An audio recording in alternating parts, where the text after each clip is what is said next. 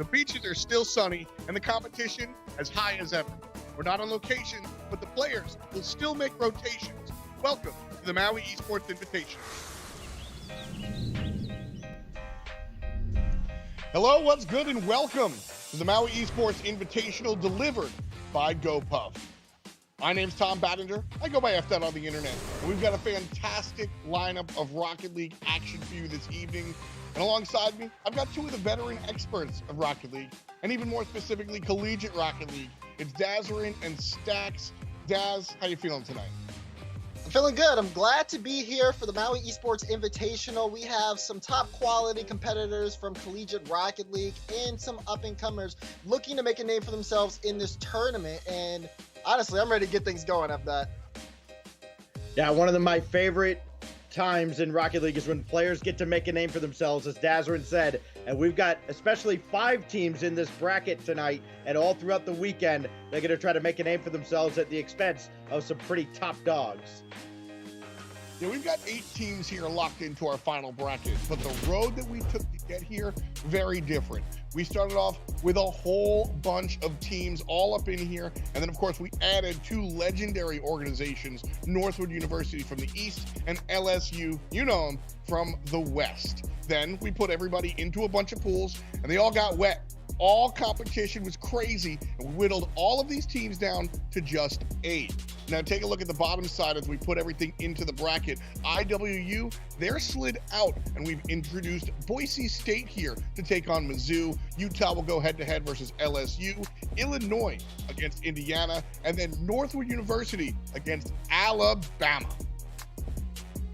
And when you look at the top seeds, the top ones, boy, they have a huge advantage. Northwood, a lot going their way. Missouri and LSU, 2 of the best out of the West in Collegiate Rocket League. And Illinois UC got as good a shot as anybody else.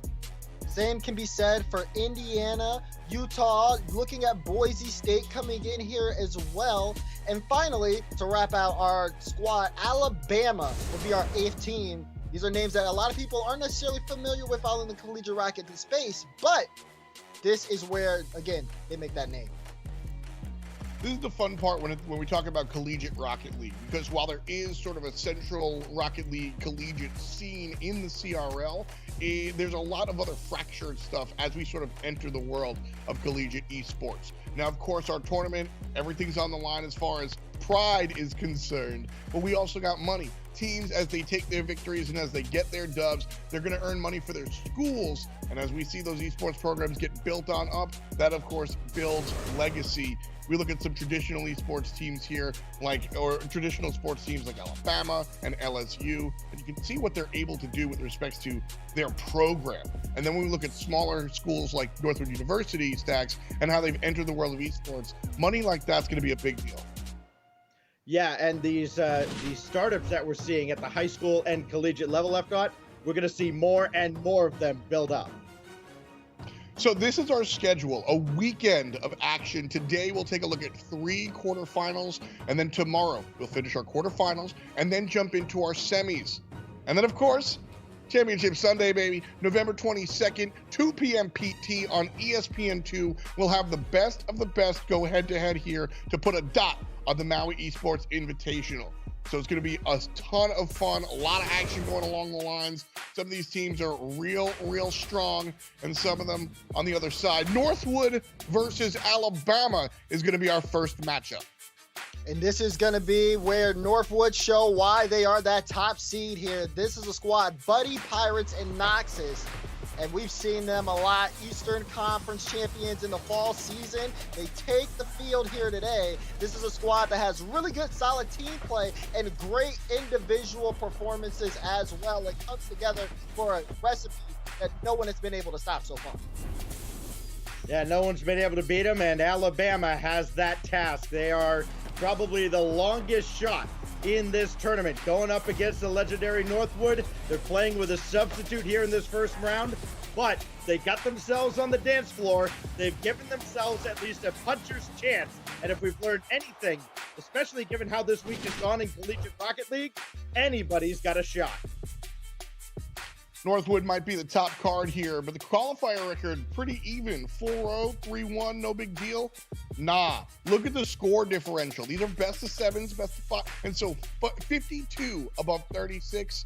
Listen, you don't got to understand a whole lot of mathematics to see that that is a big difference in the amount of dubs that these guys have taken.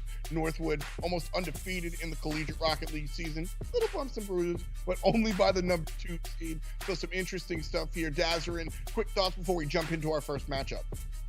Again, this one, a lot of people are leaning in favor of Northwood. They're going to be the team to beat here, Stacks. And, I mean, it's not looking good for Alabama.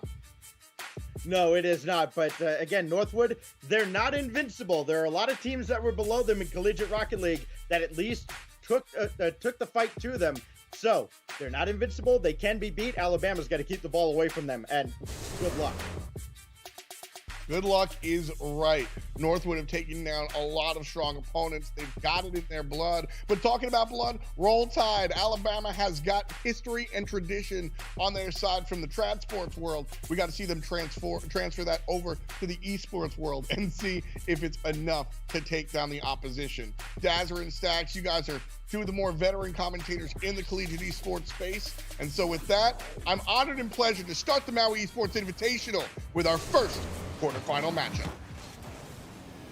It is Northwood, the heavy favorites, scoring early and often as we'd expect, and it's Buddy opening it up for Northwood immediately. And look at that, a nice double tap from Buddy. Good read off the back wall. Defender can't get there in time, and this is already something that, you know, we kind of expected, just not as fast. Yeah, I mean, we knew Alabama was certainly going to be up against it, but it took less than 10 seconds for the Timberwolves to get on the scoreboard, and they're threatening to do so again. Waterfall right down. Knox is on the doorstep, and it's already 2-0. And again, this is just another goal here. You can see the read here. Knox is just following that one solid. And Northwood, again, submitting that early lead here. It's going to give them a lot of insurance as the game progresses.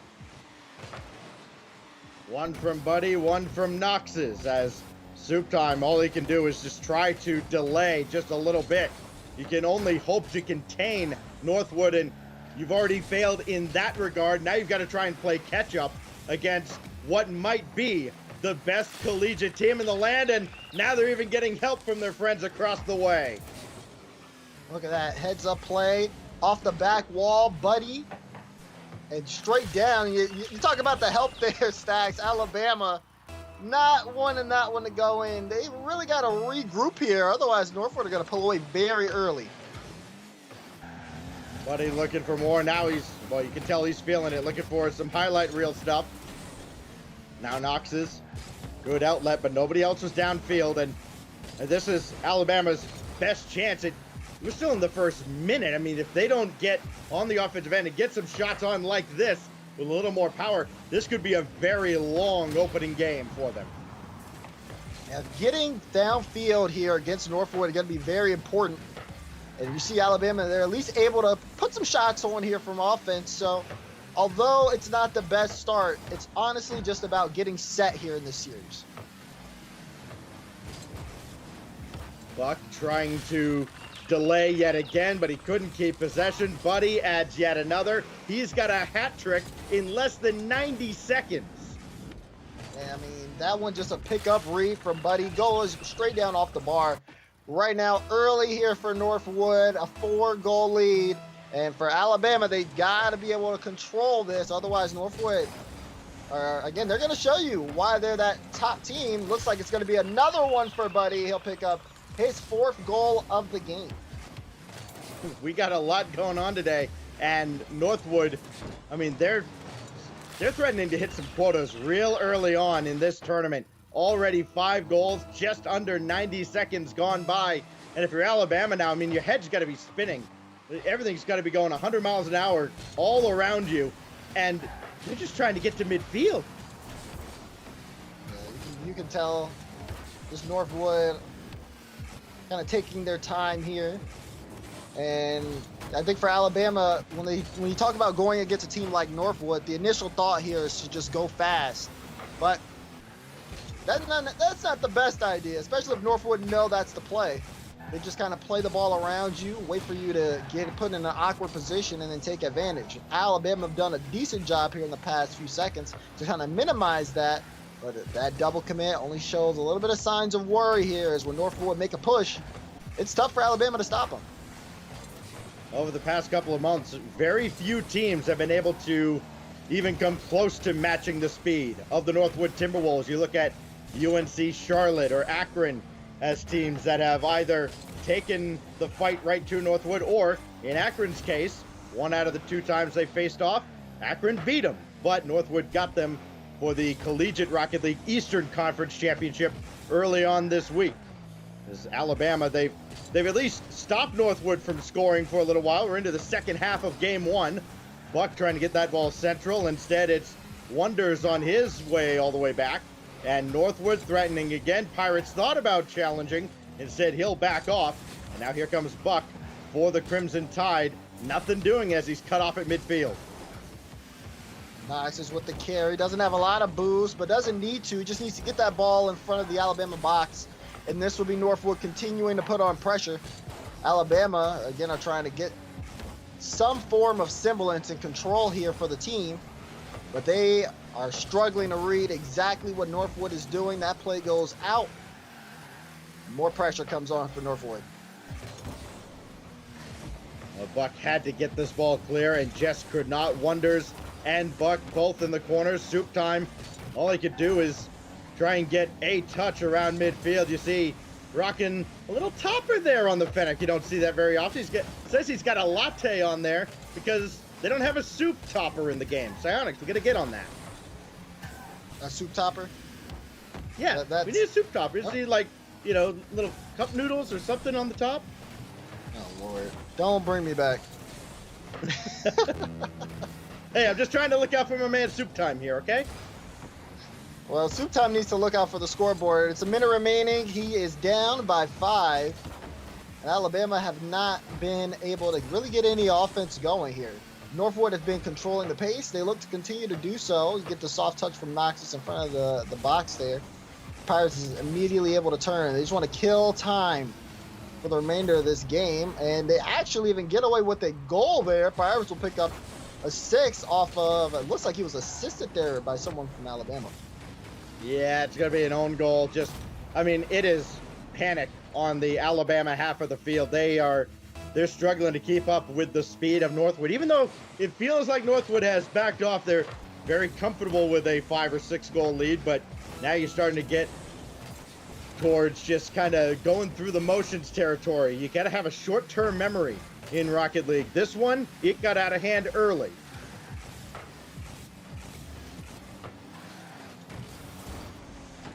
This one just kind of wrapping up here.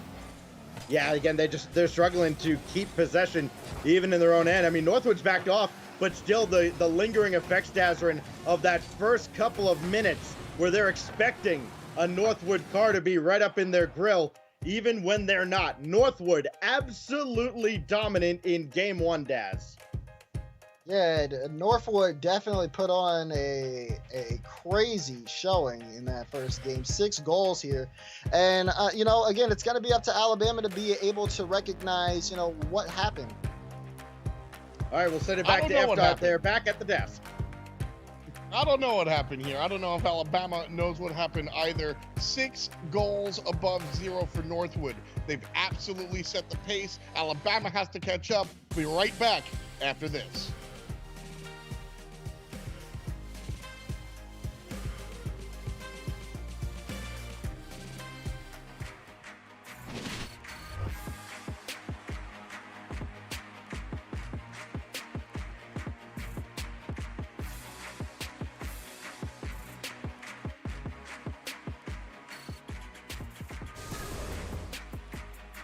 Hey friends, it's us at the desk, and while we have a second, I just want to mention and shout out one of our sponsors, GoPub. They're a fantastic home delivery service, and right now they're offering new customers a little bit of a deal if you use the code Maui. But not just that, Daz Stacks. What we've got going on here is this is like an interactive ad experience. They call it Score Big, Win Big. If players score 60 goals, not just in this set, not just tonight, but of course the entire weekend, we get to unlock a special offer. So it's going to be pretty nuts here. Daz, when we talk about 60 goals, that's a lot, but it is over the course of the weekend.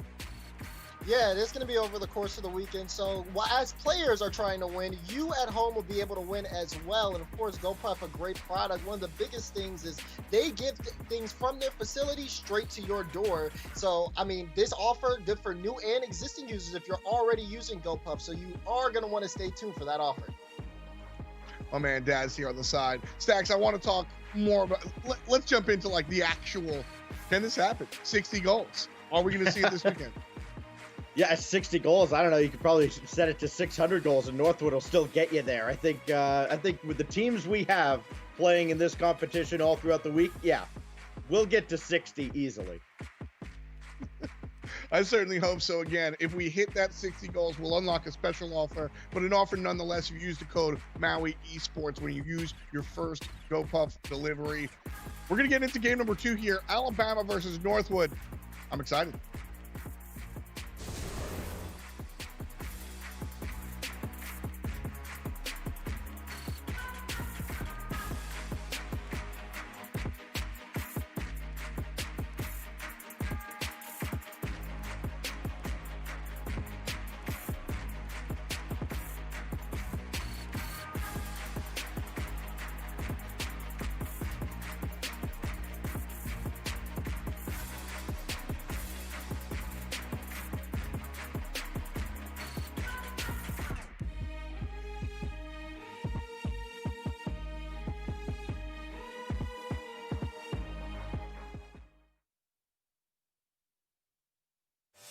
The Maui Esports Invitational is brought to you by GoPuff. Order in seconds, delivered in minutes. ASUS. Visit rog.gg/PCDIY for information on PC DIY Day, coming this December. And by Papa John's. Better ingredients, better pizza.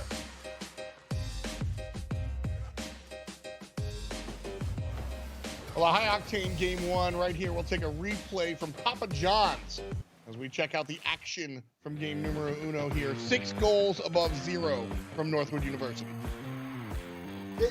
You know, high octane describes like half that game, I'd say. It's just all Northwood. Northwood on the offense just completely dominated, and I mean, they made quick work of Alabama that game. Yeah, that was Absolutely not close. It's about what we expected too, right, guys? I mean, Yeah, pretty much. Exactly what I expected. Yeah, I mean, I got to follow that up. Obviously, we'll get Stacks back in just a moment, but Daz, Northwood, incredible dominance here. 6 goals, and I think the first 3 came in 1 minute. I mean, that was insane. It was, and I feel like, you know, for this one, Alabama, again, are going to need to kind of bounce back here. We got game number 2 on your screen right now between Northwood and Alabama. Alabama looking to, again, just try to find exactly what they can work with here. But already it's Northwood continuing to light up the scoreboard. It's another goal. That one's going to be by Buddy. Good pickup. Buddy ended up putting that one just into that bottom right corner. So already Northwood continuing where they left off here. Alabama are, again, just going down by 1, just trying to see if they can get something under control.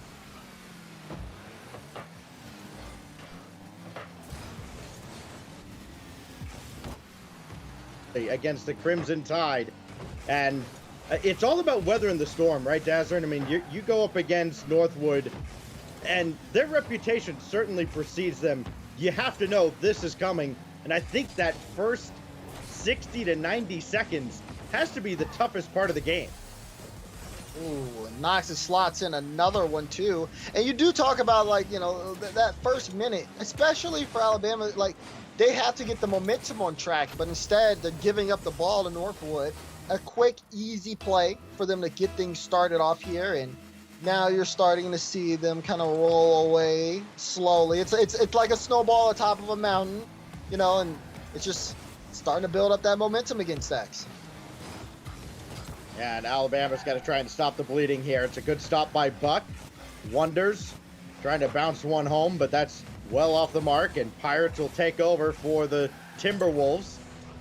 Stuck in their own zone for a moment. That's a decent drop down by Soup Time. Buck with a drive is going to go deep to the corner. That threw off the Northwood defense, and that's Alabama's best shot, but they couldn't get anything inside the frame of the goal. Northwood turns it all back around, and Alabama's got to go back to the drawing board. Oh, man. Here's Buck on top of that one. Oh, that's going to be an own goal. Alabama will get one on the board here, Stacks, but I don't think that was how they expected to. No, and this is awkward for Buddy. He's coming right down the middle. The ball is right in the middle. I mean, there's a decent chance that happens. One little mental lapse from Northwood at least has Alabama back in this game.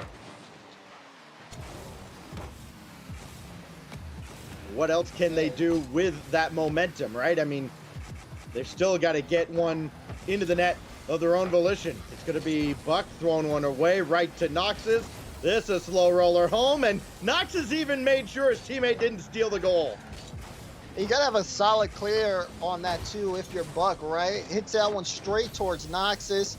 Knox's able to pick that one up pretty easily, and last man back decision, not necessarily the best one, and Northwood will take clear advantage.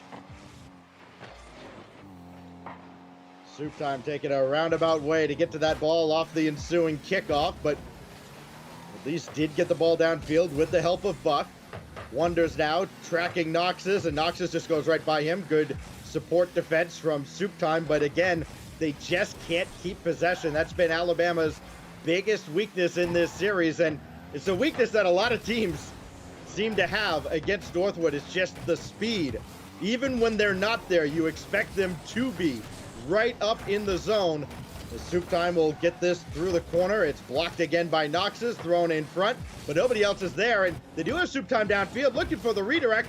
Buddy, oh, it looked like Buck was going for the bump or demolition, couldn't get there, and so the defender is there, and here comes Northwood yet again. Now Northwood. Knox's the shot, gets that one right through the defense once again. Northwood starting to build here. Going to be their fourth goal. As look at the shot from Knox's. So much room in the air, and it's a tough save for Soup Time to make. We've seen Alabama with a couple of those chances high up above the goal. The difference between these two teams, Northwood puts it right on the money. Here's Buck up near the sky, and just Buddy and Pirates both going underneath. It's a bit of a double commit, but Northwood doesn't get punished for it. Instead, he'll play the possession game as if it wasn't tough enough. Now you're seeing Alabama getting a lot more aggressive, though. They're not giving Northwood all that time and space, and they're back within two. And this is big here for Alabama. Mistake here from Pirates. Doesn't get the best touch at all. Open net opportunity. And Alabama, they're going to take every single one of those they get a chance to. And Alabama turn the corner here and get back within one. Buck will peel off for boost. Him and Soup Time both coming up for this ball. It will be Soup Time trying to take over. Now Wonders. Oh, just a little slow at the back, but he does get that ball off to the corner. Got to get another clear out, but it goes right down the middle and is easily popped up by Knox's. Setting it up on a tee for Buddy, and he goes double tap. Bang, bang. Beautiful from Buddy, right off the assist from Knox's. Look at that setup and the follow through. Bang, like you said. Alabama, I mean, that's rare for a team to pull off. And it was just going to be tough for Alabama no matter who it was. And Pirates goes cleanly through on the next kickoff and stole a little bit of boost out of the Alabama end. So much of what Northwood does too revolves around boost control. I mean, we could talk for probably hours on end about all the great things that Northwood does right, including shots like this, just somehow sneaking under the crossbar. This one just gets through. Buddy will pick it up, and a good shot, but also a good read. Someone needs to challenge that ball from Alabama. You leave an open look from Buddy, and I mean, he'll punish you. It was 6 goals in game 1 from Northwood. Alabama has fought back pretty valiantly here in game 2, but I think that fight is going to earn them a few more Northwood goals just to make sure that it's out of reach. Here goes Knox's. Over 1, and all he's doing is just looking for boost on the opposite side. This one into the corner. 1 Good minute. clear out. Oh, look at that. Stacks, what do you call that Noxus and Soup Time are doing? Okay, well, what do you call? I go with rule 1. Are you a rule 1 guy or you rule 2? You know, I asked you first, and I also Okay. defer to not comment. Oh, okay. I see how it is. Yeah, rule 1. You got 2 of them locking horns over on the side, and Buddy got dangerously close to almost breaking that up on the way back. But at least the players are respecting the unwritten rules of Rocket League. Yes, we have them even in esports. Let's see. It's only 15 seconds left. Alabama try to see if they can get one going. Maybe Buck trying to get around that. Gets a flip reset. Actually uses that. Gonna go in. Okay. They do get a goal based off that. So doing much better here than game 2, and a little highlight there for Buck. Hey, you know what? We've seen pro teams use that strategy, right? Yeah, lock up somebody on the side. Let their pride dictates that they can't break rule 1, and then you beat them in the 2v2. It even works in collegiate, but I mean, they're still not going to win the game. They at least won the final minute of this game, and that's all you can ask for, as Northwood doubles up Alabama in game 2, and they're taking a commanding lead in the series. Good work there for Northwood, able to just dominate again. And I mean, you can kind of see like who's putting on the shots, right? It's Buddy and Noxus, so to speak. A lot of assists as well, and I mean, this one was one of the ones. That was Buddy's goal to open that one up. Fantastic work as Northwood continue to light up the scoreboard. It's about what we expected again, though, out of Northwood. They scored early and often and just kept taking the fight to Alabama. What I liked, though, about Alabama, Dazarin, they didn't just kind of pack it in and drop their shoulders. They brought the fight right back to Northwood. They hung around a little bit in this game. We'll see if they can turn it around as the series continues.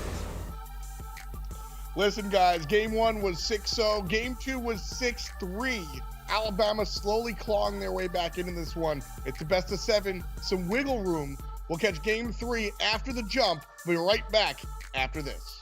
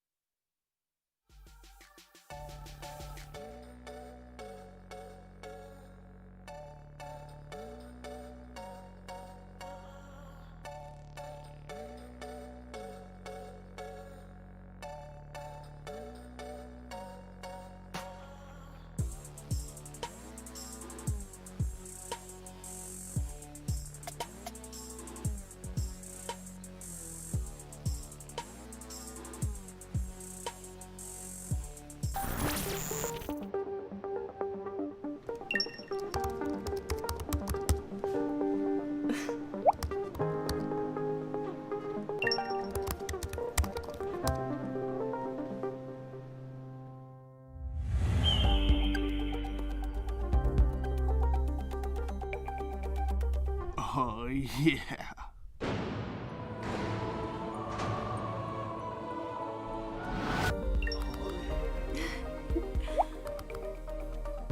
Order Papa John's and get 25% off regular menu price items. Just use code WSOE25. Is this a mirage? Nope, it's pure paradise.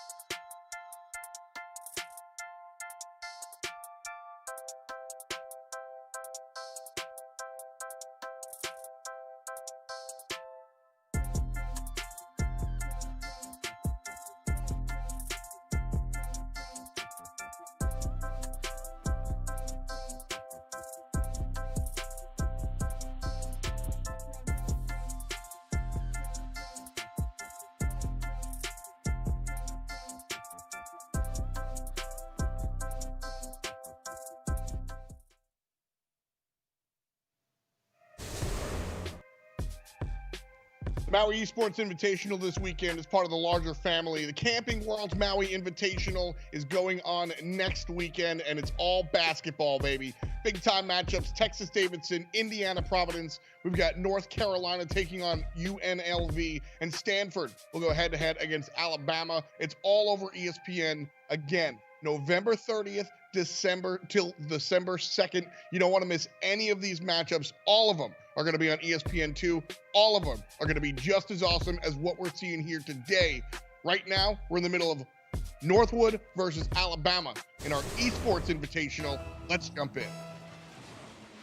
I think Alabama, their basketball team, is probably going to be looking forward to their matchup a little more than their Rocket League team has been to this showdown with Northwood.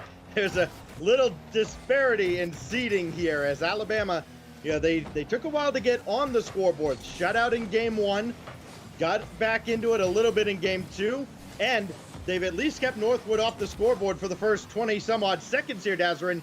Little baby steps have them going in the right direction in this series. Yeah, lives are ticking down though, and Northwood keep creeping, and I think that's going to be a big point here as Northwood, again, up 2-0 in the series and scored 6 goals per game so far. Looking to see if they can keep up that number as Pirates will slot in the first one for Northwood. Only his second goal of the series. He hasn't needed to be a scoring machine. Buddy already with 7 of his own. Knox's with another 4. But it is Northwood who scores first again in the first minute. Alabama has to play from behind. Alabama, at this point, kind of used to it, but like you had said, they are getting settled here in the series, and this is definitely one to pay attention to because you want to see how Northwood are looking in this bracket at least, if you're especially playing them later on. But right now, Alabama, they are only thinking about the game in front of them. A bit struggling here as you see a double commit in front of that goal line to, find that team play. And I think that's going to be a big factor, at least in turning things around. They have to be on the same page as Knox's will bank in another goal. You know who's not really looking forward to seeing how this matchup concludes? You're looking at Illinois UC and Indiana, who also play in the quarterfinals coming up. They get the winner of this, and that is to say, in all likelihood, they get Northwood. Buddy looking for yet another. Throws one up off the backboard. It's like a layup line, and Pirates will finish it off. Pirates will again, I think he heard you talk about the fact that he's not getting enough goals on the board stack, so he decides to put some in this game. Good shot placement there. Northwood now up by 3. And continuing on that train as Alabama have yet to find an answer for this squad. Well, Soup Time's got an opportunity here, and it just kicks off the inside of that left post as in had it come straight out. Soup Time would have had the read. Unlucky as Alabama are denied their best opportunity so far in game 3. More pressure. That one goes off the back wall. Northwood again lurking. And it's that speed that they're able to find really in the midfield. They were waiting for Alabama to get some of these touches, and then they play it right past them. There is an example of that right now as Knox's picks up his second of the game, continuing to pop off. Yeah, and this is looking a lot more like game 1. Once Northwood starts scoring, if Alabama doesn't have an immediate answer, whether it's gifted to them or one that they create themselves, reality's starting to settle in, I think, and they're starting to realize, you know what? This is Northwood. They're Northwood for a reason. And coming back is going to be an order that's probably just a little bit too tall for them.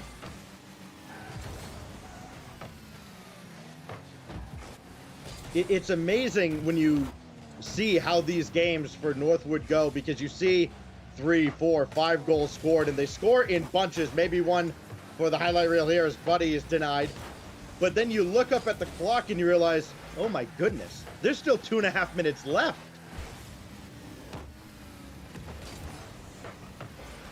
Popped away to the corner. Thrown out in front now for Pirates. His shot's going to be just a little bit wide. Soup Time now, throwing one right down the middle. And can Wonders catch up to it? He certainly can. And Alabama's back on the board here. Still 2:08 to go. There's time if they can snowball this a little bit. Exactly what the doctor ordered as the Crimson Tide get one back, but it's still a long road back here coming up on the 2-minute mark. Yeah, they pick up one, Stacks, but like you said, that road long here, but still a good sign here for Alabama. Able to pick up one on the board. They're getting a little bit competitive. You're seeing them actually, get some challenges in the midfield, something that's really important, but the defense has been stretched out based on that offense Northwood has been able to put on. There might be a chance. Shoot, soup time. That was a pretty solid shot, but nothing doing yet for Alabama as Northwood are going to try to counterattack.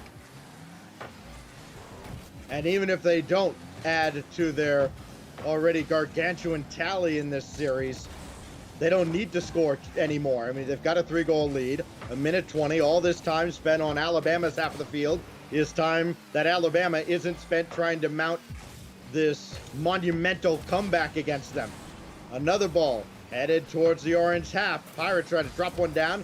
Off the mark a little bit for Noxus, and now you can see the team play starting to come out. Good block in front by the Crimson Tide defense, but it's all Buck can do to get the ball away from the net. He can't keep it away. Needs his teammates to come up and help out, and it's just not happening. Pirates adds his 4th goal of the series, and Northwood is rolling again in Game 3. Here they are. Pirates, I love that. Gets the flip reset and then just pushes that one home as it rolls off the ground. Northwood looking to see if they can still average those 6 goals per game here against Alabama. This series has been a stomping so far. Noxus almost got that musty play, but did get saved away. Final 45 seconds. This one mercifully coming to a close for Alabama. Northwood about to go on match point here in the quarterfinals. Wonders. Got a lane to go through, but Pirates is right there.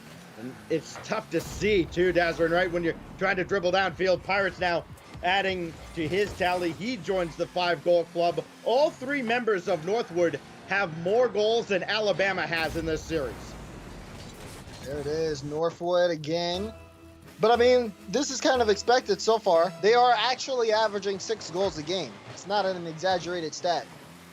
Northwood have been straight up dominating the series. Buddy again looking for a double, but it will be cleared away. And it's that possession and that knowledge of the game here. And it's what separates Northwood from a lot of these other teams. As you see, Northwood again just trying to kill the clock here, as they have had a grip on the series and they're looking to close it out in a sweep. Alabama are getting put on their last life. Yeah, their last life, and even that doesn't have a whole lot going for it. Northwood just absolutely dominant in the first 3 games here, Dazzlerin, and there isn't really much of a light at the end of the tunnel here for Alabama. No, there just not been one. And Not quite. Northwood here above Alabama again. 6 above 1. It's going to be an interesting one as we keep on going. One more for Northwood. Can Alabama bite back? The Maui Esports Invitational delivered by GoPuff. Back after these messages.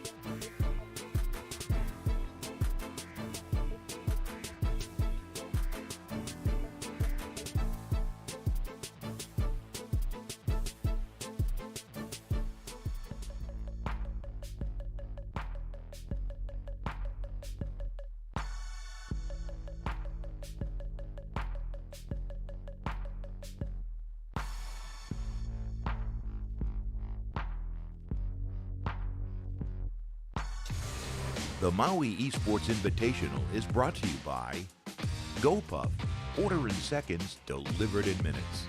Papa John's, better ingredients, better pizza. Hyperx, We're all gamers. We are nations. Professional esports wear. And by Asus. Visit rog.gg/PCDIY for information on PC DIY Day coming this December.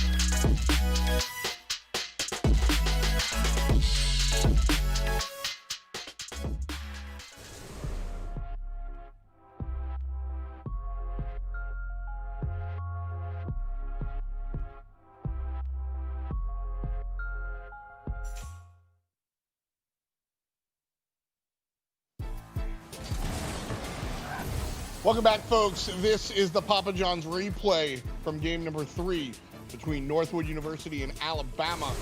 And it's a whole lot of Noxes and the boys here. I mean, these guys have looked fantastic stacks. Northwood, that is. Alabama on the other side, though, not so much. Yeah, I mean, you see the numbers down at the bottom. Alabama scored 4 goals. You've got Buddy scored 7 of his own. Noxes has scored 6. Pirates has scored 5, all for Northwood. Add up the math, and it equals a blowout right now. That's why the Northwood Timberwolves are up 3-0 in this series on match point. Game 2 is a little bit different, though. 3 from Alabama. We've seen a little bit here. You know, these guys aren't magic cards. So talk to me. How do we bottle what happened in game 2 to game 4?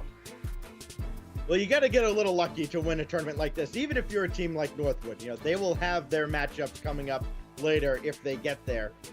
Alabama, they got a little luck in that second game. There was that own goal that kind of started things rolling. And I look at Alabama almost like, you know, to take a basketball analogy, a struggling free throw shooter. Sometimes you just got to see the ball go into the net before you build up a little more confidence. That's what happened in game 2. It hasn't happened in any other game. Welcome back, Daz. We were talking a little bit about how Alabama got their wheels under them in game 2, but really nowhere else. The one goal in game 3, we don't even want to talk about it. How do we stretch this to game 5 is what I talked to Stacks about, and he was just like, kind of calm down a little bit. Same idea might be the case. Yeah, it's just not looking like that likely right now. It's really just been an all-dominant Northwood series. Alabama have been struggling here throughout everything. I mean, look at all the space Northwood gets here in the start. It's been a big reason why we've seen the score we have. And I'm a little concerned for Alabama that this may be their last life stacks. Yeah, you got teams on the opposite end of the bracket like LSU, Boise State, Missouri, all just kind of thanking their lucky stars that they ended up as far away from Northwood as humanly possible. And even this ball finds the net for Northwood. And, I mean, when you get a piece of it and still can't make the save, now doubt really has to creep in like, well, I don't know how we're going to stop any of these Northwood shots. That's definitely a big question here. As so far, a lot of this has just been all Northwood. And the struggles from Alabama continue as Northwood start this one off on the right foot. Wonders, boy, that's as close as Alabama has gotten with any of their shots against defense. Knox is having a tough time here, but Buck and Wonders ran into each other, and that kills off what was a promising-looking Alabama attack that could have tied up this game going into the second minute of play. Looking at Alabama, I am liking what I'm seeing though from them. They've got a decent amount of control here in the midfield. They are starting to move upfield, and they are limiting those chances from Northwood. They just kind of have to keep up that pace if they want to change this series and put it more in their favor. You can see that at times Alabama, they're trying to get these team plays going, try to get an outlet pass downfield, try to bring it back towards the middle. It's just things are taking a little too long to develop. The ideas are there, the execution not so much. This goes up to the backboard, it'll drop down. Big clear again by Wonders and the Crimson Tide defense. But they can't turn it into a shot on goal on the opposite end. And here goes Northwood again. So this is a good stand, Buck. Well, yeah, Buck was getting downfield. It was better from Alabama. They didn't get hemmed in their own zone. I think that demolition certainly went a long way for them. It looks like it's going to continue to go a long way for them as well. As Northwood, once again, trying to get that push forward. And it's still been a one-goal game, Stack, so I'm pretty surprised about that. Well, as we so often see in college basketball, you let a team hang around like this for a while, you are just one 50-50 away, one bounce away from this game getting turned on its head. Big save there in the Alabama net. Another good clear by Buck, just getting a piece of that ball to prevent a follow-up shot. But now Buddy dropped down to Pirates, put it right on his nose, and it was Wonders who made the save. But they're not out of the woods just yet. Oh, Soup Time makes an acrobatic save as well. Another shot tight to the post, and it still trickles through. That one able to get through just barely. You can see Alabama trying to hold off there, but look at the angle of the shot from Buddy, finding that mark here for Northwood. And that's just all they need. The shooting from this team is just so on point that it's tough. That's a tough save for anyone to make, Stacks. Well, if this score line holds, you're looking at Northwood going 4-0 in their opening quarterfinal matchup, just breezing through into the semifinals tomorrow night, right here on ESPNU, as this is thrown across. Soup Time needed one more touch, didn't have enough boost to follow it up. Alabama's got to get out of their own zone here. They've got to get downfield, and yes, it is probably time to maybe pull the goalie here and just start throwing caution to the wind. It does not matter how many goals you give up if you can't score any on your own. Pirates now adding his 7th goal of this quarterfinal series. At this point, Northwood are going to continue to push forward and continue to hold on here. Alabama, though, it's not looking good, Stacks. 1:23 left. They've tried everything in the book, but have not been able to find that, like, just anything, that consistent offense, slowing things down on defense. I will say they have limited Northwood to just 3 goals this game. That's an impressive feat, but it's looking grim. Yeah, there aren't many teams. Oh boy, getting a little fancy now. Buddy will add a 4th. I was going to say there aren't many teams that hold Northwood inside 4 goals a game.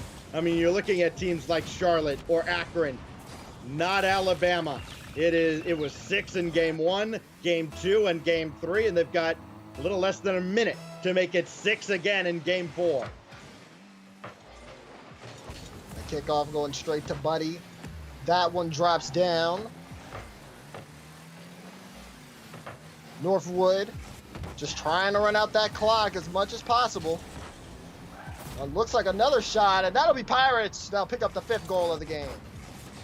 There's running out the clock, and then there's running up the score. I'll let you guess exactly what Northwood is doing. They are sending a message just in case anybody else in this top 8 forgot who they were, wasn't quite familiar with what the Northwood Timberwolves are capable of. And certainly for those of you watching at home, if you don't know this relatively small school, you keep watching Collegiate Rocket League, you will get to know them. They are marquee names on the collegiate side. Effectively a pro team. They certainly play like it.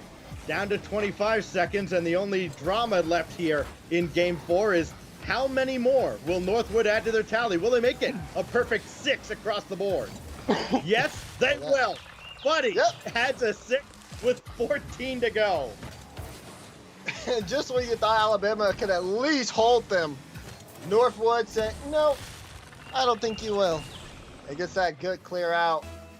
This one just wrapping up at this point, but it's just been all Northwood here. And I love how Northwood is making it very easy. There's no caster math involved here. They are literally averaging 6 goals flat per game for the tournament.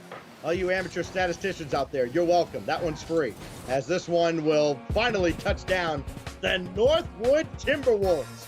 24 goals and 4 dubs as they go through to the semis. Fantastic work here coming out from Northwood. Love that. 6 goals every single game. Coming up next, we have another matchup. Illinois UC is going to take on Indiana. You don't want to miss any of the action. We'll be right back with the Maui Esports Invitational.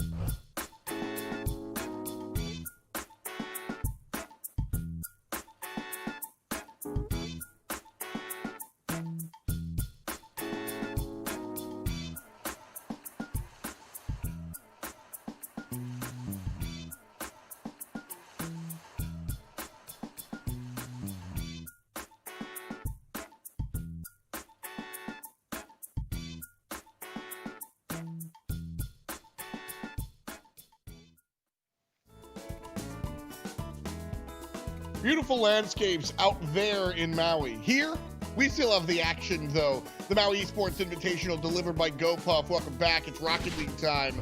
My name's F-Dot, and this is the bracket after match 1.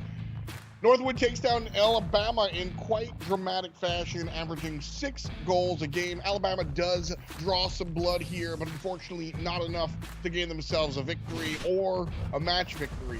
And so Northwood is the team that moves on to our semifinals. Pirates, Buddy, and Knox is looking real strong. Knox has repped the Bronx there. You know how New York does it. Welcome back to the desk, Dazzler and Stacks, as always. You gotta love to see Northwood do that sort of thing, Stacks.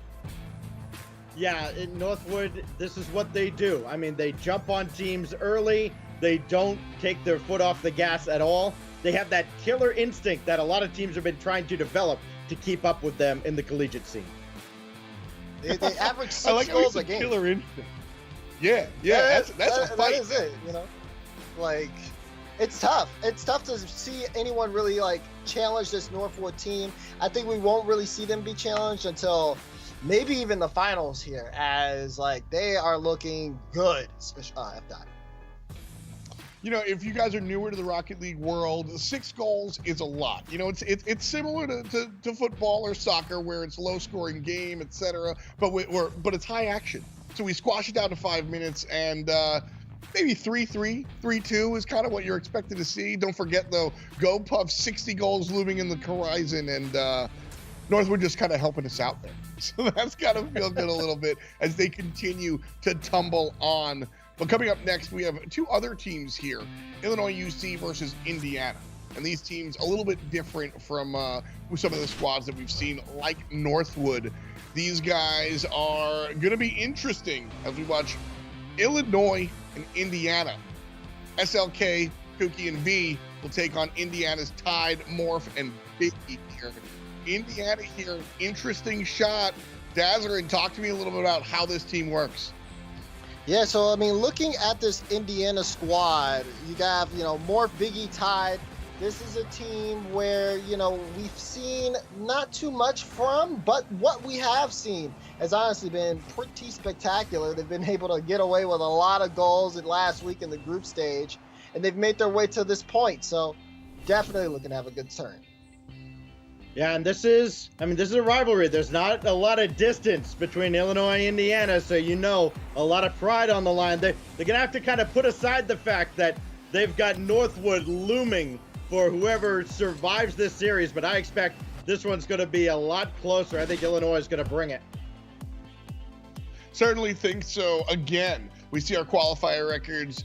Don't look too much at that. I need you to look at the score differential. 46-30, not as wide and blown out as we saw in our last one with Northwood, but IU definitely seems to have the upper hand here. Plus 46, well, it's 16 larger than 30. What does that mean? They've literally won 16 more individual games, and so that's something big. But Daz, talking about this, 12 games in a row on the other side. Illinois has taken 12 games in their win streak. So we talk about overall or hot hand. Where do you side? I mean, I think I've always favored a team that has the hot hand, especially when it comes down to matchups like these. You know, the pressure's on, but if there's some team or some particular player that's doing more well than most, then I think you always need to keep an eye on that. Can that provide more consistency over time is the big question as we get ready for this matchup. Stacks, you know, you've got across the way Indiana.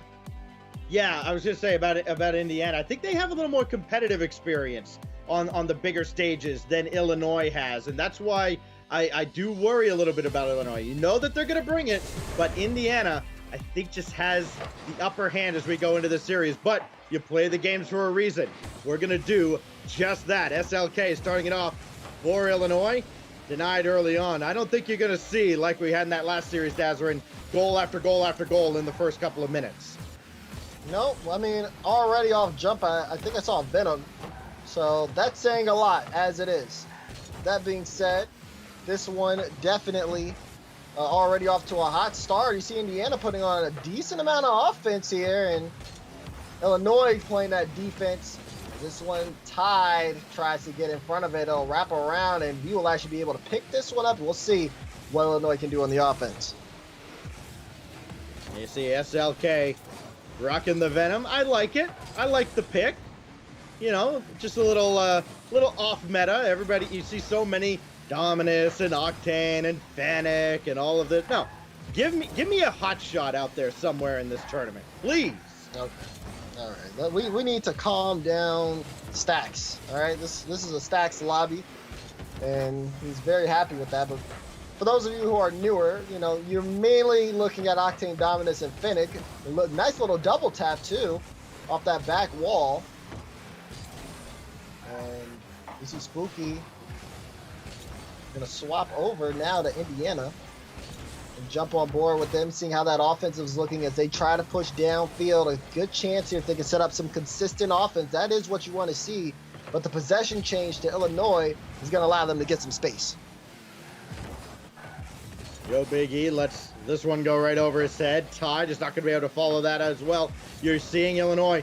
They're certainly trying to win the game in the air up along the walls, but they haven't got the goals to show for it. Instead, it's Yo Big E opening the scoring for the Hoosiers. This one pass into a shot. Great work on that infield play from Indiana.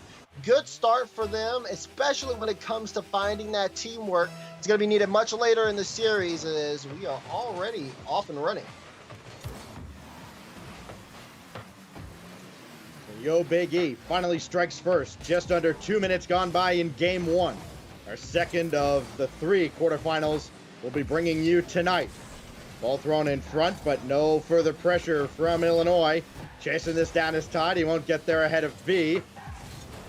But Morph did a good job of slowing down Illinois on their counterattack and just frustrating them a little bit more.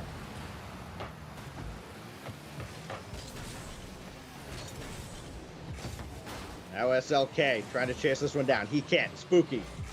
Couldn't get that ball centered. V will at least try to keep this in. Needs one more touch, and he has it. Illinois threatening to tie up this game. Past the halfway mark. Got one out to Spooky. SLK's got a turn on one, but he had to hesitate just a little bit. He was on his way back. Couldn't make the adjustment in time, and Indiana had barely enough time to make those adjustments, but it's just little, almost nanoseconds of difference, Dazarin. You've got to be so quick because this is probably the fastest, most exciting game in esports. Exactly. You know, a lot of speed here on the touches, and you can see how close some of these goals are decided, and whether a 1 or 2 second difference here can make, you know, a big change in the impact of the game. And we're starting to see that just a little bit here in some of the challenges that you're seeing where, you know, that player gets one fast beat to the ball on an opponent, and it just allows so much room and opens up so many possibilities here. You got to have your head on a swivel, too. We've seen physical play, especially coming out from Northwood, able to clear the way. Not that they needed to against Alabama, but bumps and demolitions certainly play a factor, especially in a tight game like this. A battle between Illinois and Indiana. Illinois still looking for that equalizer. Just over a minute to go here in game one of a best of 7. V needs to get this ball center, and he just didn't have the boost. Now he does, but he's going to have to use that boost to get all the way back and help out Spooky. More pressure here for Illinois. Pass, looking for the shot, and Spooky will find it with 51 seconds left. You have Illinois tying up the game. And this is exactly what they needed. Finally got the ball out from the wall, got it through cleanly into center, and Spooky ties up the game for the Illini. And now there's a lot to look forward to. Overtime looming, perhaps. Tied up at a goal apiece. V in a tough spot. At least got a piece of that ball, and well, Big E, the goal scorer for Indiana, stayed way back, and a good thing he did. This one, like you said, this game one kind of coming down to the wire here. Indiana able to at least grab some pace. They have all that offensive pressure. Everybody pushed up forward. But now Illinois is looking to break through.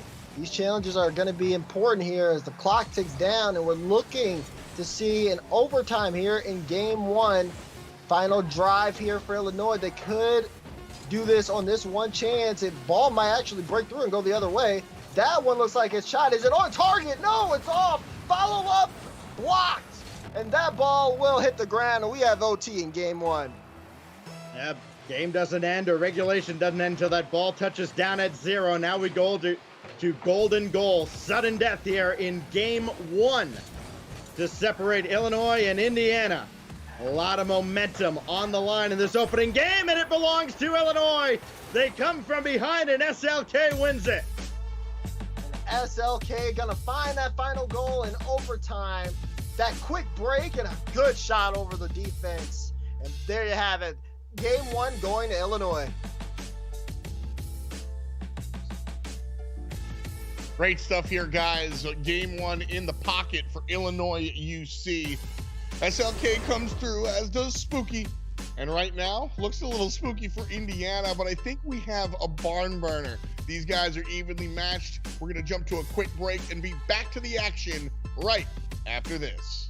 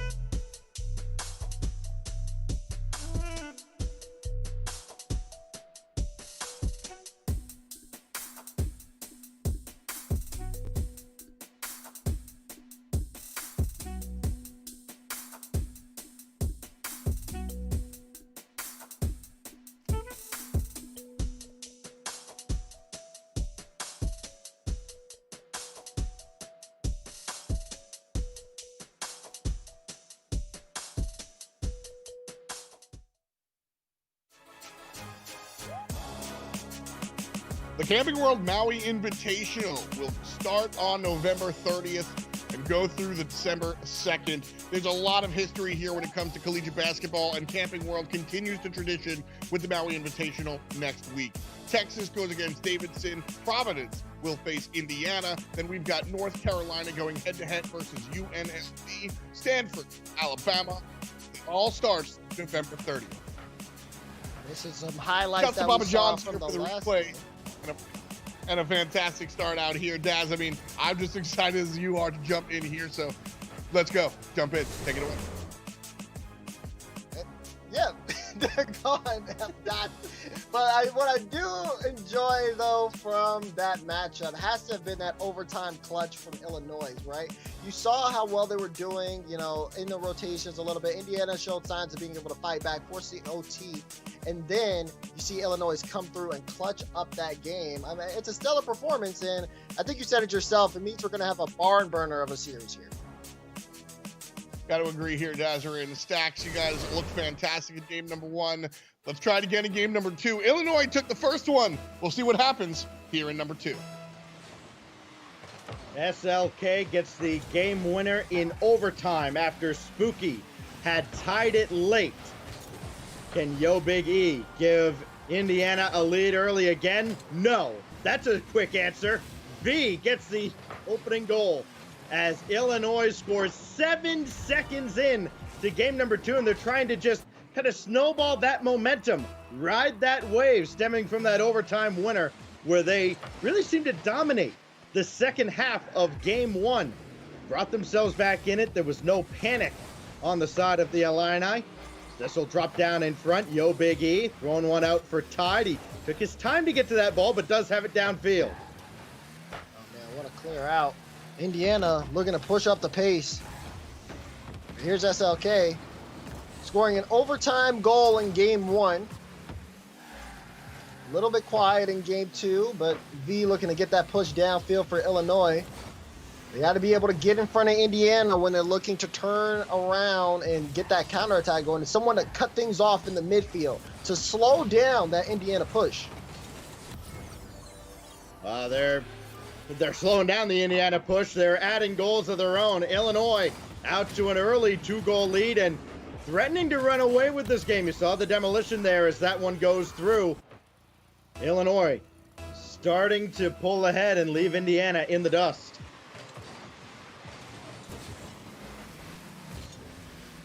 This is the start that Illinois want. Shot off the bar. Follow up. And good defense there from Illinois. That was a little bit of pressure there from Indiana. That was some pretty decent quality shots there. And I think that they want those opportunities back. Now, things starting to settle here. And Indiana turning on that offense. They're going to need to do a little bit more, though, if they want to get past Illinois' defense, sitting comfortably, too, with a 2-goal cushion. V over to SLK and Spooky all the way back. And you know what? You might see that out of Illinois. You know, they've got this 2-goal lead. They know that they can stop Indiana on the attack. Indiana hasn't been super creative with how they've gone downfield and attacked the Illinois net. So if things are going to stay basic from Indiana, why not? No need to overcommit. SLK with a decent fake there, and Spooky will at least keep this in the zone. But yeah, you're not seeing Illinois overcommit at all. V, that's probably the furthest pushed forward that Illinois' third man has been. Oh, patient play from SLK, but he couldn't keep control. So this won't fall back into the midfield. Indiana able to clear things out here. And here comes that offensive push. Indiana trying with the pass play. The shot was on target, but a double commit save from Illinois. And I like what I'm seeing here. Indiana finding their stride and finding each other on offense. Just need a little bit more of that and more consistent shots, and they might have a chance to come back here. Popped out for SLK to try and play forward, but Tide is right there. Spooky cuts him off in midfield, but he won't be able to follow downfield. He's blown up on the play. V looking to set up SLK again. He can't, but Spooky off the respawn. His shot's on target and in. It's 3-0. And look at that, for coming out from Spooky, and he's been definitely lighting up the scoreboard. Shot goes through. Quality work here. Illinois continuing to keep that lead going. Self-professed bad at the game. Well, he's got a couple of goals for Illinois in a big quarterfinal series here against Indiana. And he's got them out to a commanding lead here in game 2. Big E trying to get through. Just cannot get the ball to Tide, his teammate. Now Morph will try and hit him. This ball does get through just past SLK. Big E now looking to center. Indiana's got to start pushing forward, and you can see at the bottom Tide all the way back. Eventually, we talked about this with Alabama, Dazrin, you've got to start pushing forward because it doesn't matter. You lose by 1 goal, 3 goals, 6 goals. An L is an L. Yeah, that's exactly the point there, too. Just making sure, you know, you're giving your best foot forward here and can execute when you need to. I think has been, you know, something that a lot of people tend to forget. Yes, a team has offensive pressure, but if they can't turn that into goals, then they're not really doing too much. They're just playing, you know, honestly, just kind of playing for nothing. They have to be able, at least Indiana, the way that we've seen them move up on offense, they have to convert 3-man pass play. That one goes off the back wall, and Illinois will end up just keeping their lead. Here we talk about Indiana here needing 3 goals with less than a minute to go, and it may seem insurmountable. It is anything but. We've seen 3 goals in as little as about 20 or 30 seconds. So it certainly can happen, especially to get a drive here, but Yo Big E just cannot catch up to that. The pass a little too far ahead. that was Indiana's chance to get back into this game and give themselves a shot at a couple of kickoff goals. It goes by the wayside. They'll try again to break up the shutout, but now with only 15 seconds left, that hope has dwindled. Tide at least throwing one up top. You'd like to see them at least put one in to break up the shutout, get a little confidence going into the next couple of games that they're going to need to win, but time is going to run out on Indiana here, and Illinois is up 2-0 in the series. Good work from Illinois. They win this one, and they continue to impress as the series goes on. Fantastic stuff one more time here. Illinois, 2 games in a row. This time a little bit more of a gap between the two teams here as SLK, V, and Spooky wind up taking it down here. Crimson Tide having some, just Tide having some issues as we're in our second quarterfinal here. The first one is where the Crimson Tide were involved, but that's where we say goodbye. Northwood take the W, and they'll move on to the semifinals, which we'll see tomorrow. Tonight, we still have LSU versus Utah, and then I said tomorrow we'll finish off our quarterfinals and then jump not only to Northwood semi, but the remaining semifinal as well. All of that will line us up for November 22nd for Championship Sunday, where we see the grand final. Fantastic look here between these guys. That's going to be a lot of fun. ESPNU and Twitch tonight and tomorrow, and then ESPN2 for the big game on Sunday. Dazarin, the 3-0 shutdown here. I mean, Illinois poised to take over.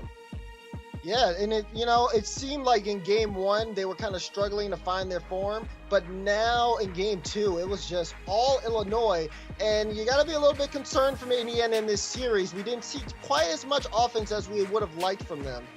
It's going to be a tough series for them. Well, we move on now into game 3, and it is crunch time now for Indiana as they try to get back into this series. Down 2 games in a best of 7. SLK will dump this one in deep into the Indiana zone. It's a good read from SLK, going after that himself. Now Spooky coming up, and I think the plan might have been to kind of bounce that over to SLK, but he wasn't close enough to the play, so now Indiana can get their first look on offense. It's a very short-lived one. Illinois may score early. No, SLK, boy, he is trying to do a lot here, Dazarin, all over the field. He's been a big factor here. Him and Spooky for Illinois on the offensive end.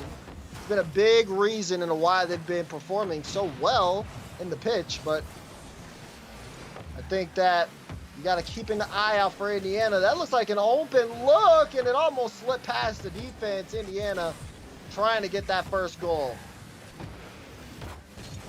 Yo Big E, the only goal scorer for the Hoosiers in this series. He scored the very first goal. He's trying to set up Tide. No, the follow-up from Morph has Indy in front.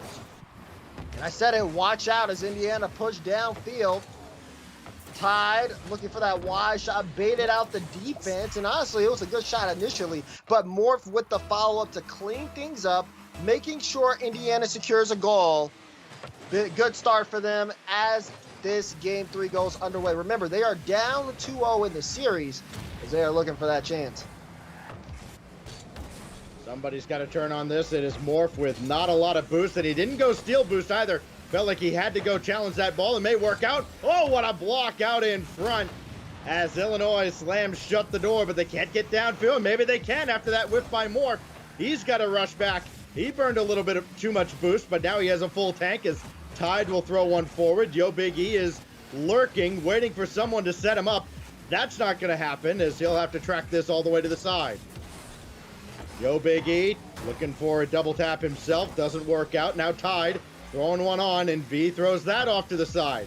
So Illinois, they gave up one. They're at least keeping themselves in this game as Indiana keeps peppering that backboard, waiting for an opening. Flip reset out of Yo Big E, but that's swept aside as well. Another chance high off the backboard, and Spooky does a great job of catching that ball up there, not letting it bounce out cleanly to a teammate. Now dropped in front again, but kept out of the middle. That's the key for Illinois. It has been all throughout this series. Indiana got in front a couple of times in game 1. They cashed in. Opportunities few and far between since then. Morph stays all the way back, and a good thing, so he can get to this ball. Needed one more touch, didn't get it. V goes right around one as he juked him out of his axles, and we're all tied up. Look at that touch from V, just slowing things down. Look at the fake there, too, on the challenge. Throwing off Indiana. It's that little bit of break where the defender thinks that he has to play a touch that isn't coming, and that left a wide open net for Illinois to take advantage of. So we're all back where we started, into the second half now of game number 3. And right when you thought Indiana could at least get the upper hand in a game and make a series out of this, they've got to go right back to work. Tide missed on that one. It is V throwing one to the backboard, and Big E had to get up in a hurry. He did. Morph is going to camp out up there on that backboard. Now he has to come down and try to get to this ball on the side. They do. And now they can get downfield. V just got a piece of this, and more importantly, didn't play it high off of that corner dasher, so it didn't bounce out to center. Instead, let it roll up the wall for a teammate to take. Yeah, sometimes you just have to let go and let a teammate that has more boost or a better touch at the ball kind of take control of that. And I think we're starting to find out, how Illinois are working as a squad. That rotation from them has been very well done.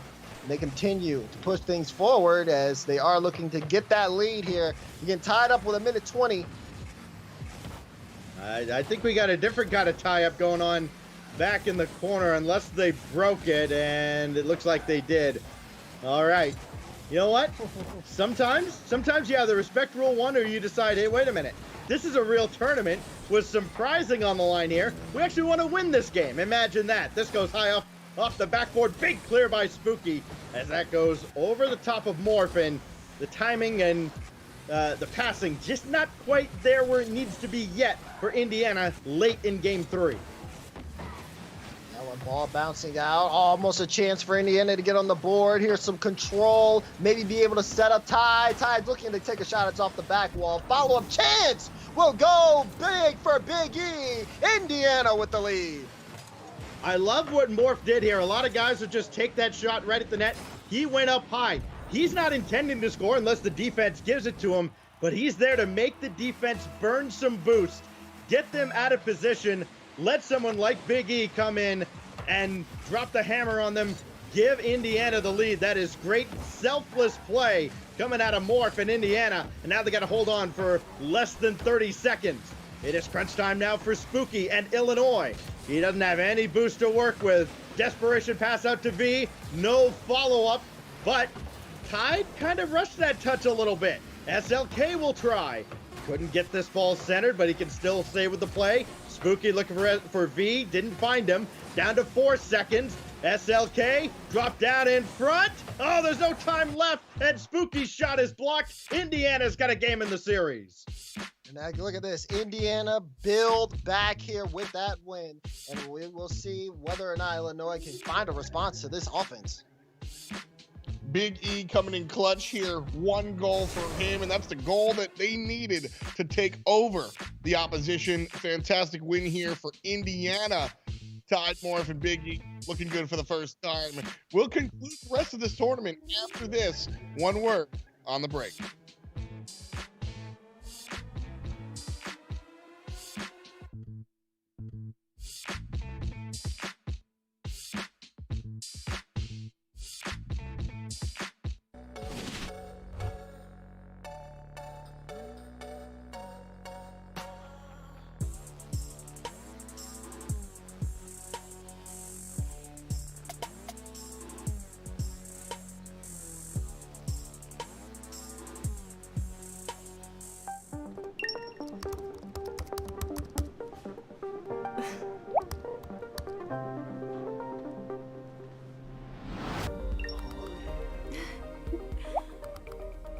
Order Papa John's and get 25% off regular menu price items.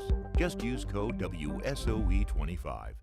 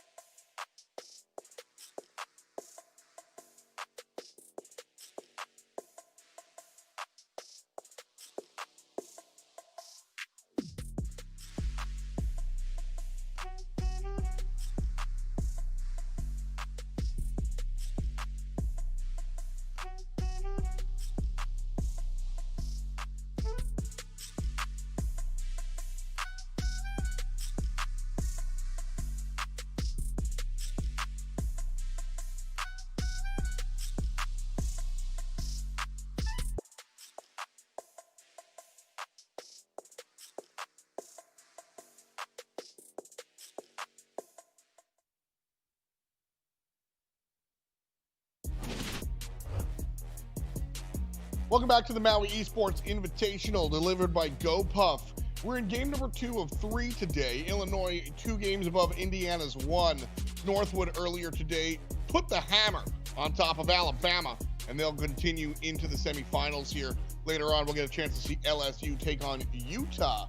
That one should be an interesting one as well. But right now, boys, we have a match. Illinois, I'll be honest, after 2, I understand game 1 was close, but game 2 wasn't. And I thought game 3 might have been more of the same. But Big E stepped up, made big noise, and Stacks, Indiana winds up taking it, and now we've got a series. Yeah, now we've got a series indeed. And this is what I wanted to see out of Indiana. I wanted to see them battle back and not just kind of accept defeat at the hands of Illinois. They have brought that back, and Big E has played a huge role in that. I think he's going to continue to do so, right? This is where Indiana kind of get that momentum shift, and we'll see whether or not that's enough to compete here against Illinois. It's been a wild series so far, and it continues to kind of show up. Big E says when he was younger, he stayed in Maui for 3 weeks. He'd like to stay there for 3 series. That would mean, of course, or at least in the Invitational here, also getting through Northwood if Indiana can first of all come back and win this series. A lot of work to be done on both sides. Spooky trying to chase this ball down as we're underway in game number 4. SLK will take this as V stays all the way back. Got a turnover one, but Tide is right there. Now V looking for one more touch, trying to throw off the defense, but Big E having absolutely none of it. Look at this. Already more pressure. Big E with the shot, and that's going to be the first one for Indiana. You talked about him earlier, Stacks, and he continues to show up for this team. Boy, he is putting the team in his backpack right now. Big demolition there from Morph as well. There's no interference in Rocket League. Perfectly legal. And it's 1-0 to Indiana.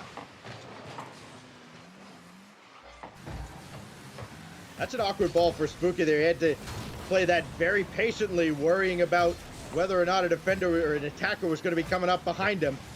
Didn't happen. SLK, that was awkward as well. Morph throws one across, nobody else challenging.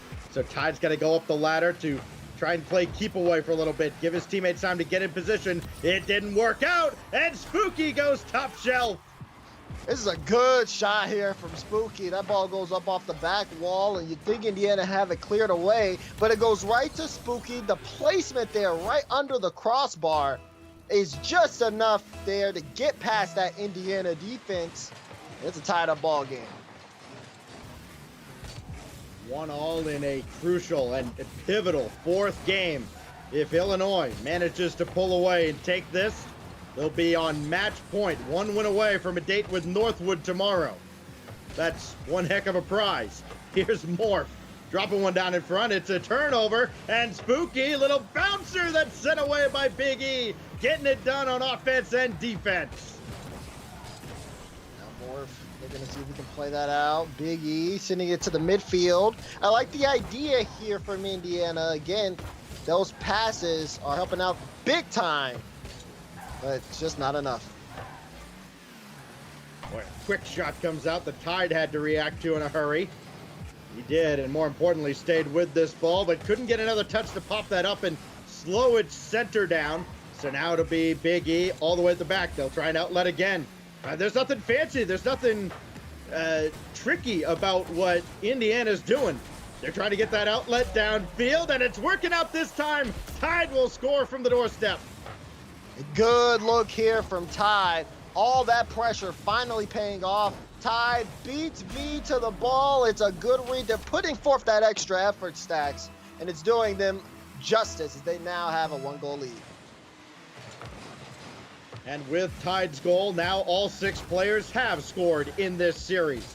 And it's a big one for Tide as he gives Indiana the lead. How long can they hold on to this one? SLK, try to do something about that. There's nobody else forward for Illinois, and maybe they're just a little bitten here. It's, oh, yo, Big E got through 2, but the last man back, V, made the initial stop, and another save made as well as that comes out from the near post.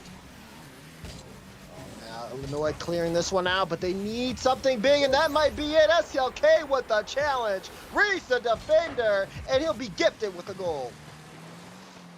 Forgot to take the ball with him. SLK picks his pocket.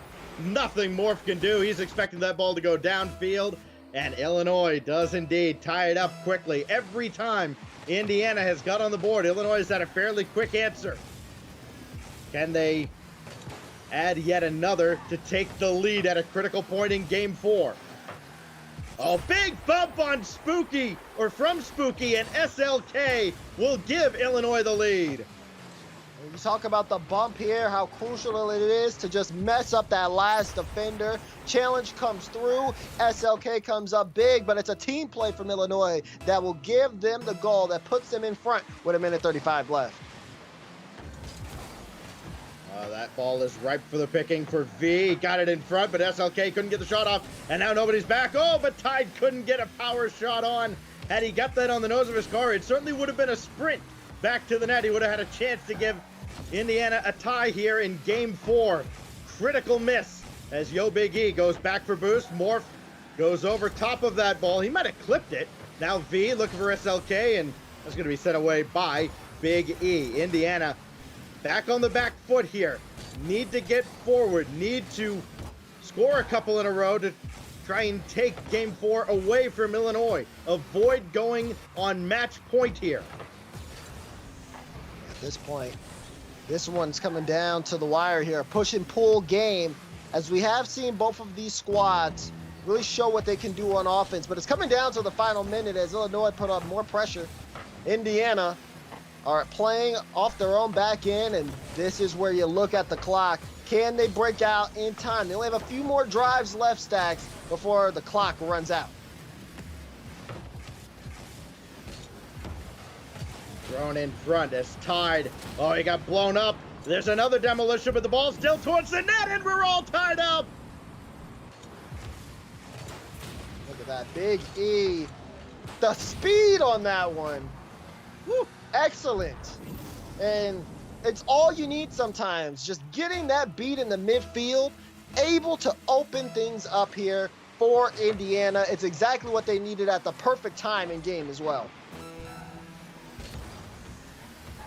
It has been a well-rounded effort on one side. All three members of Illinois with 3 goals apiece, but Yo Big E now leads all scorers with 4 goals in this quarterfinal. None more important than that one, unless you count this one that almost got through. But a good block well out in front. Still 8 seconds left before we look at another overtime. Last chance belongs to Illinois. This is going to drop down in front, but Tide will touch it to the ground, and we go to sudden death again in game 4. Here we go. Overtime situation here in game 4.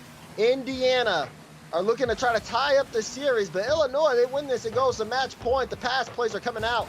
Defensive stop, but here's Spooky in the air looking for the shot. Unable to wrap around the ball. It'll go the other way. You have to imagine Illinois are going to have their eyes on Big E no matter where he is on the field, and he has been everywhere. Tide, it's going to be his shot that's blocked away by Spooky. Morph will try to center for Big E. This is in front, but Big E just a little too slow. Now he's got to sprint back. Only one man to beat. It is Morph who makes the save. Way out in front again. It was dangerous for Indiana, but they weather the storm. Now looking to steal one in overtime, but it's cleared away yet again. Race won by Big E. Trying to get one down in front again. There's a good little nudge from SLK on defense, and that allows Illinois to get downfield. SLK, selfless play to set up V, but his shot does get through. It looked like he pulled the string on him just a little bit. They were geared up for the fastball Dazarin, and V stuck it right by. You talk about the fastball, but the low, slow shot comes out from V, like you said, Stacks, and Illinois kind of sneaked that one into the back of the net. Overtime this time, but Illinois continue to do what they started. Game 1, game 2 goes to Illinois, and so does game number 4. One away from taking it and finding themselves in the semifinals. Illinois UC looks strong, but Indiana has striked. Can they strike again? We'll find out after the jump.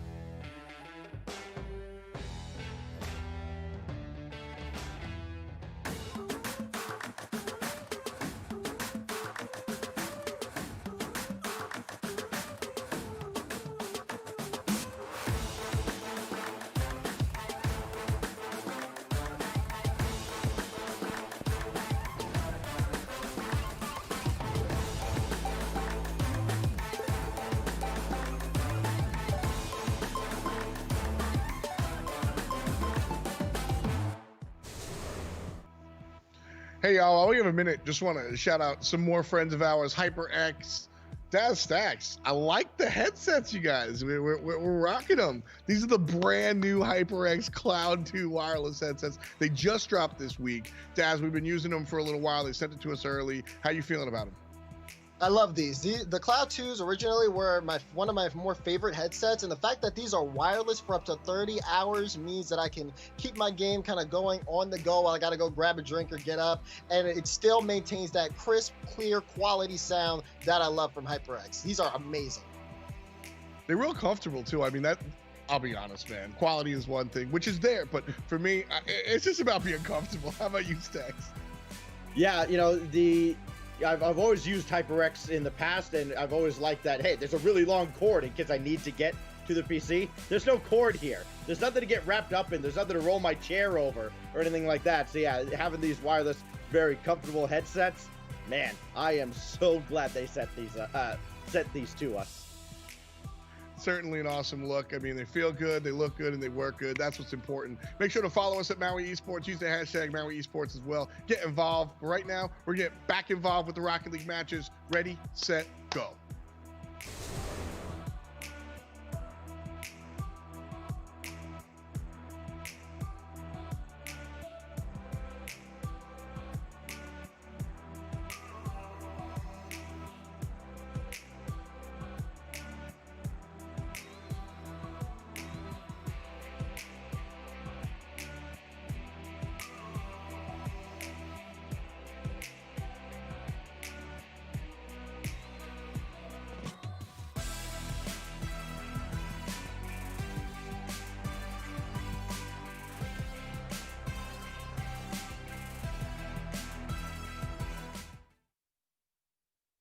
Welcome back to the Maui Esports Invitational delivered by GoPuff.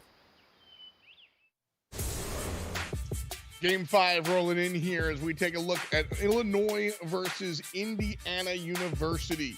Illinois UC, SLK, Spooky, and V have looked, well, like the upper card. Indiana struck a little bit. I talked a little bit about how they got Illinois to bleed. They haven't quite bled out yet, boys. Game number 4 was an interesting one, a little back and forth. We made it all the way to overtime here, but Dazarin looking at how Indiana has sort of made it work.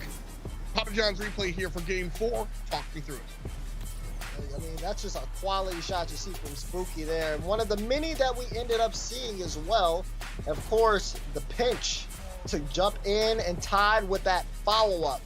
Very well done. A lot of quality goals coming out from both these teams. And it's been a back and forth battle as the series has continued on. You know, I like that one from SLK there. Not the last one, but the one where he had, you know exactly what I'm talking about. He shoots the ball and then just drives to the right, got a little swagger in his step. That's the type of play that I'm looking for. That's the type of style that I like to see here, Stacks. But are you guys a little bit more closer to the action and looking for the right stuff? Does Illinois have the right stuff? Yeah, they certainly do. I think they are playing with a lot more confidence. I think that goal you're talking about from SLK too, I think that's kind of, when you talk about momentum, it's worth 2 or 3 goals because you're sending a message to the other side. It's like, yeah, we're here. That's a dunk. You got to get on our level. And I think it's a little demoralizing for Indiana. They got a lot to overcome here. Well, game 5 looming on the horizon here. Illinois UC versus Indiana. Dazarin. 1 game for Indiana. How do they change that 1 to a 2?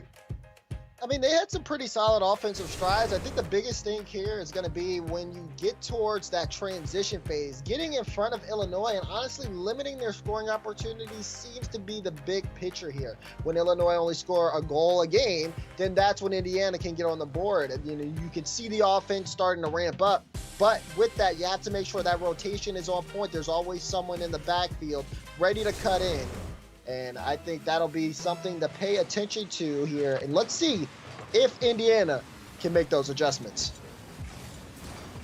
It is a must-win for the Hoosiers here in Game 5. Trying to mount a huge comeback against Illinois. We're now 1 win away from, again, they're going to win a quarterfinal, and they go out of the frying pan and just into the blazing inferno that is the Northwood Timberwolves, waiting for the winner of this series. start here is going to be important as that one's a slow roller. V will pick it up and look to get another double tap off the wall here. And it's just something that throws off the defense and it tries to buy Illinois some real estate. But there's that cutoff into what almost was a bump that could have led into a goal. Morph will try to hold this on for Indiana as they try to get boost and get back into this offense. Tide looking for Big E, got the pass out to him cleanly. He'll try to slow play. V just jumps right in. He realized he had a man to help him out in support, so he could easily come up and make the challenge. He did so. That cut off the opportunity, but you see the creativity. It's starting to form now, especially for Indiana. What they've been trying hasn't quite been enough, so you've got to kind of dig into the bag of tricks as we get into the later stages of this series. Now you see Indiana.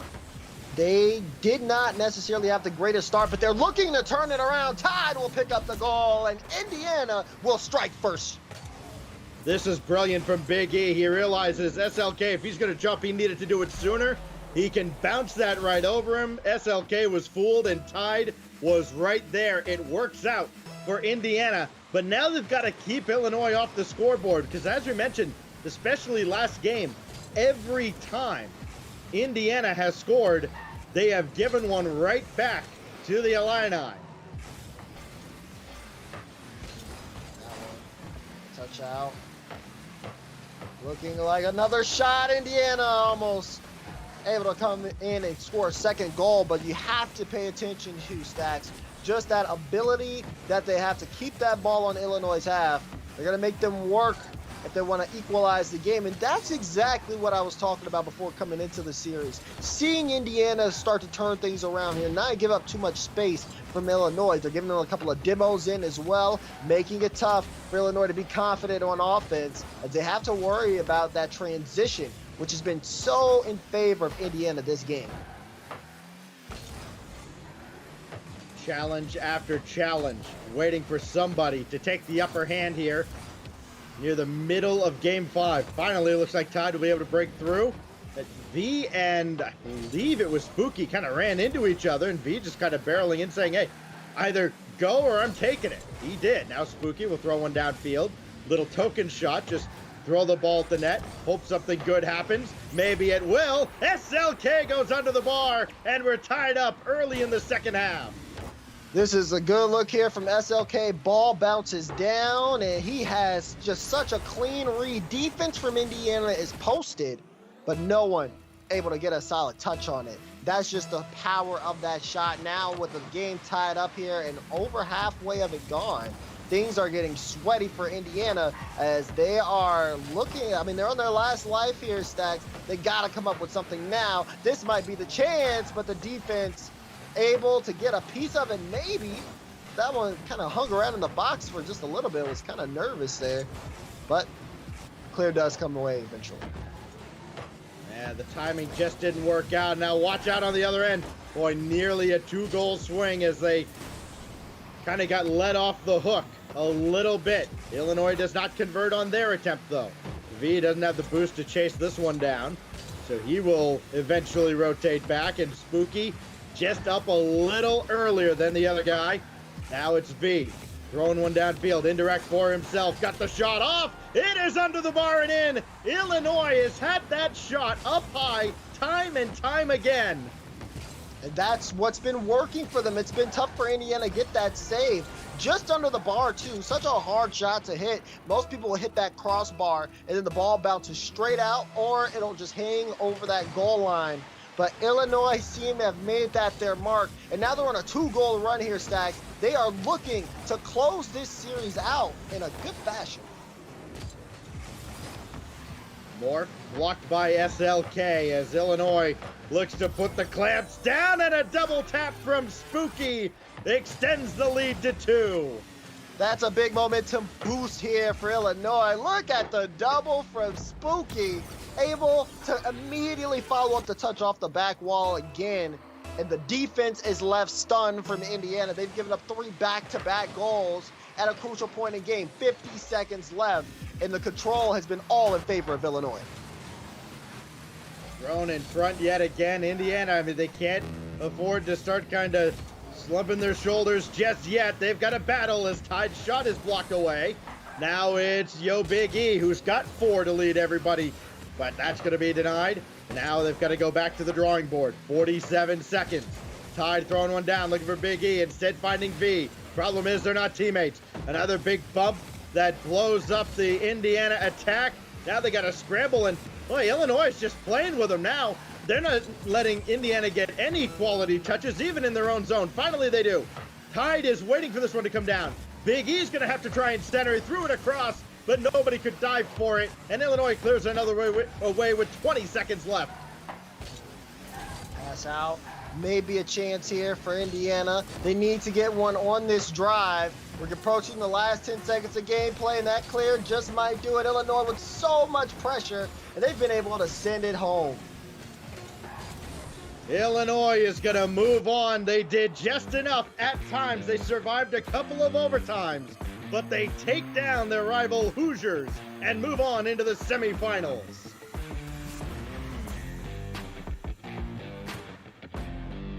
Illinois go ahead and take this one, and they make the Illinois. Is that corny? Can I say that? Well, I just did. That's corny. And they just did that. Illinois will go head-to-head against Northwood. We'll catch that tomorrow. But that was absolutely what we signed up for. Indiana, shout-outs to Big E. He really did make a couple of strikes here. Wasn't enough to get his team the victory, but a stand-up performance, no doubt, coming out from Indiana. Some big games there for sure. Illinois versus Northwood. I like the way you said that, Stacks. I think it was last game where you're like, that's the prize you get for winning this one. You get to play against Northwood. So yeah, good luck, right. y'all. But if you're just joining us, up welcome the sacrificial back to lamb. Invitation. Exactly. That's really what it's going to be. Stacks and Daz are in fantastic work on the microphone. I'm F. Dot, and this is the in-between of match 2 and 3. Let's break it down, Daz. Illinois go ahead, they advance to the semifinals, and pretty strong. Papa John's is bringing us the replay as usual, and this is what we saw. I mean, we saw, again, some really good offense opening things up here for Indiana, but at the end of the day, Illinois battled back, and you saw that with that shot placement. Stacks made a good note of it, too. A lot of shots just above the bar. That double tap from Spooky, though, I think that is what really sealed the deal for Illinois. Yeah, coming out here, like, playing real Rocket League, you know, I think it's exciting seeing some of that stuff. We saw them hit that top shelf over and over again, Stacks. Looked like they practiced it. Yeah, Illinois, I think they came in with a plan that they were going to try and win this game above the ground. They were going to try to win the aerial battle. That, you know, Indiana, in contrast, was going to try to get that infield pass and get the low shots to go through and try to kind of be better than the sum of their parts. In the end, Illinois was just too much, just death from above, time and time again. And one of the things that we're going to end up watching, right, is how that team shapes up over the course of the bracket, Stacks. You talked about the fact that they're going to end up playing against Northwood next. I think that's really where they kind of hit a wall. And although they were able to adapt to Indiana, Northwood and Indiana, two totally different teams. Northwood's able to take advantage of a lot of mistakes you're able to make and honestly punish you for them. And Illinois, with all that pressure under them, that might be where they... Yeah, I think that they're, again, we talk about a team being better than the sum of their parts. Illinois, you know, it was a well-rounded effort, and I think that's going to serve them well. It's going to at least give them a shot, after that. I mean, nobody stood out individually for Illinois here. It was, again, you had 4 goals, 5 goals. They don't rely on just one person who has to always be on. So there's not one person that Northwood can try to shut down, but it is still Northwood. Exactly. It is Northwood at the end of the day. You know, I like what you said here. It's all about the team. It's all about the unit. We're welcoming the unit back in here, Dazzler, as we work on our things here. But I'm with it. I think at the end of the day, Northwood are probably looking at another strong sweep, but I think it's one that Illinois can at least dance in. You know, you can't isolate a single player because it's all about the unit, and you can't really find anything else there as far as that's concerned. But we do have one more semifinal for you guys tonight. We're going to take a look at LSU versus Utah. It's going to be a strong standing matchup, a long no-name team, and University of Utah. Wicked Potatoes, Alex Walters, and Typhoon will go up against T-Bates, Low Tech, and Ron B. You know them. You love them. We'll see if they bring power. We'll be right back after this.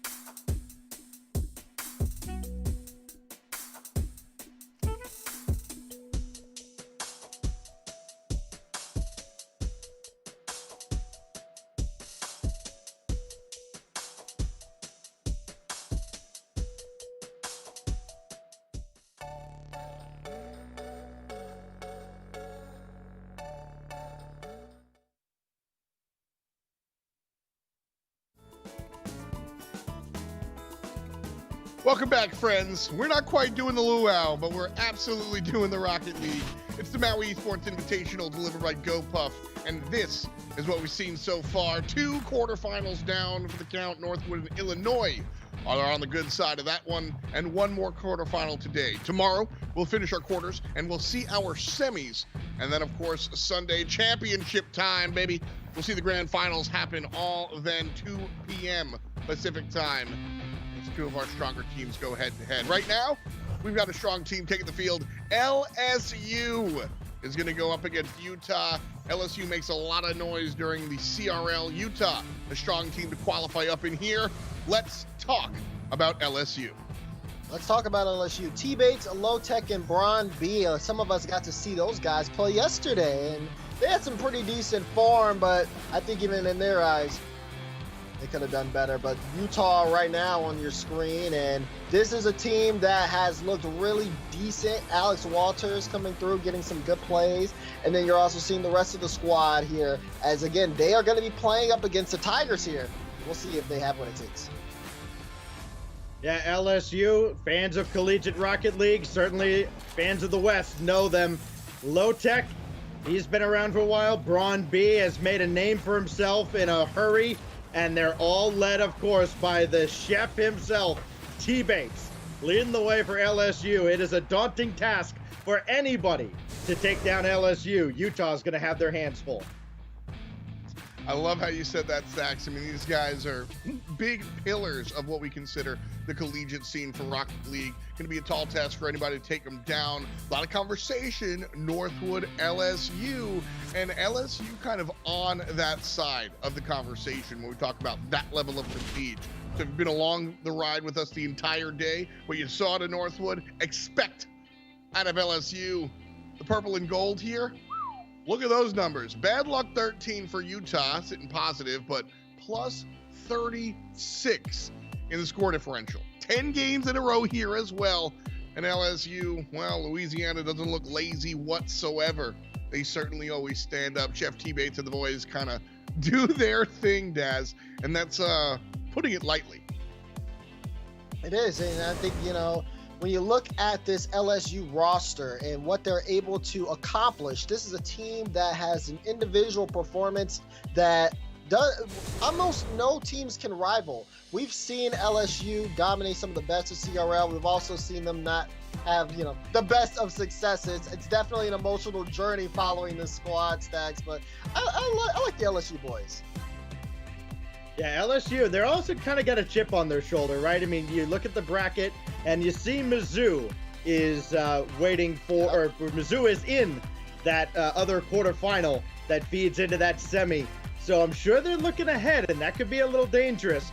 But you've also given T-Bates a bit of a target. You saw below us a moment ago that GoPuff goal tracker. T-Bates has a target, 12 goals. I think he'll try to get them all himself. Knowing Tyler, I would actually expect that. T-Bates has definitely been one that has honestly just been kind of very loud in terms of the overall collegiate Rocket League space. And I think that he'll keep that trend up going into the series. I mean, that's what I'm here for. I said before, I like a little bit of disrespecties in my game, and you got to have a little bit of trash talk. Know how to do it, stay within bounds, and when you do it right, T-Bates is the guy that knows how to bring it. Keep everybody chirping and keep everybody a little bit alive. LSU certainly going to look alive right now as they continue to look forward into what could be their spot in the semifinals. We'll see whoever winds up on the other side of that tomorrow in our 4th quarterfinal there with Mizzou and Boise. Earlier today, Northwood and Illinois earned their spot into the semis. And then, like I said, grand finals, we'll figure it all out on Sunday. Right now, LSU going head-to-head against University of Utah should be a fun one. I definitely want to see how everybody stands up. And you guys also mentioned Bron B kind of all of a sudden becoming a member of this squad and being an impressive member of the squad as well. I think he's going to have an impact here tonight and tomorrow if LSU want to go deeper and deeper into the tournament here, Dazzer. Yeah, Bron B is going to be the person that, you know, is filling shoes of an ever-changing roster. You talk about the roster of LSU, how it's swapped players time and time again. But this is going to be the one that they're sticking with, and it's going to have to make the big difference here, especially if they come and take down Utah, which again, you know, we have to give them the respect that they, you know, have earned from making it this far here, Stacks, but it's no exaggeration of the task that they have ahead. The name of the game for Utah is going to be leadership, and they've got some leadership on this team. You know, Typhoon was the captain of his football and wrestling team. Wicked Potatoes, he's an Eagle Scout. These guys know adversity, and they're going to be facing adversity. Yeah, you know, you talk about that adversity that comes out from this squad, or at least the ones that they're going to need when they face this LSU roster here. I think a big key factor is going to have to be, you know, getting in front of Low-Tech and T-Bates, kind of cutting them off, limiting those opportunities. We know they can shoot well, and then or just putting a lot of pressure on Bron B. Again, he's got to be the glue that holds this roster together here. And if you can get in the heads and the minds of an emotional team, I think that's going to be how Utah kind of slips things away. But what do you think of that? I think it's going to be a fun one. This is really what we're lined up for, LSU versus Utah. And then, of course, next week, it's all about basketball. Almost 40 years the Maui Invitational has been around, and COVID keeps us out of Maui, but not away from the action. Camping World presents Maui Invitational, and we'll see Texas versus Davidson, Indiana versus Providence, North Carolina will take on UNLV, and Stanford will go head-to-head against Alabama, all out of Asheville and all on ESPN2. Again, the action starts November 30th, but right now, the action starts with our Esports Invitational, LSU versus Utah. Well, already you see a wrinkle from LSU. It's going to be Donnie on the field as Low-Tech tries to center one that Bron B could not catch up to, so we are not going to see the chef tonight. It is Donnie taking the field for the Tigers. Typhoon try to get one out in front, looking for Alex Walters, couldn't find him. There is Alex. So throw one back into the zone as Utah not backing down from LSU at all, and Donnie barely got that ball through. Otherwise, that could have been disaster as Utah threatening early on, but this one's got by and across the face of the goal. That one ain't going to be a ball that plays out. Utah able to respond here as they are looking to push downfield, but definitely keeping an eye on the LSU boys. Look at that cutout from Bron B, not giving Utah any time to set up on the offensive end. Donnie will be able to also get a nice little touch away. This is going to be an interesting start here for LSU. Bron B trying to battle through the corner. Here goes Typhoon. He's got Wicked Potatoes waiting in front. A blistering shot on. Kind of raised the ground, but easily blocked away. Now Bron B needs to get this ball centered. Nobody was really ready for that ball, though, if he did. Everybody's kind of stacked up on one side of the field. LSU, maybe a little bit of hero ball coming out. A little antsy to get on the scoreboard after you would expect a team like LSU to be out in front early against Utah, but they've weathered the storm nicely. They're not handing it to the Tigers on a silver platter.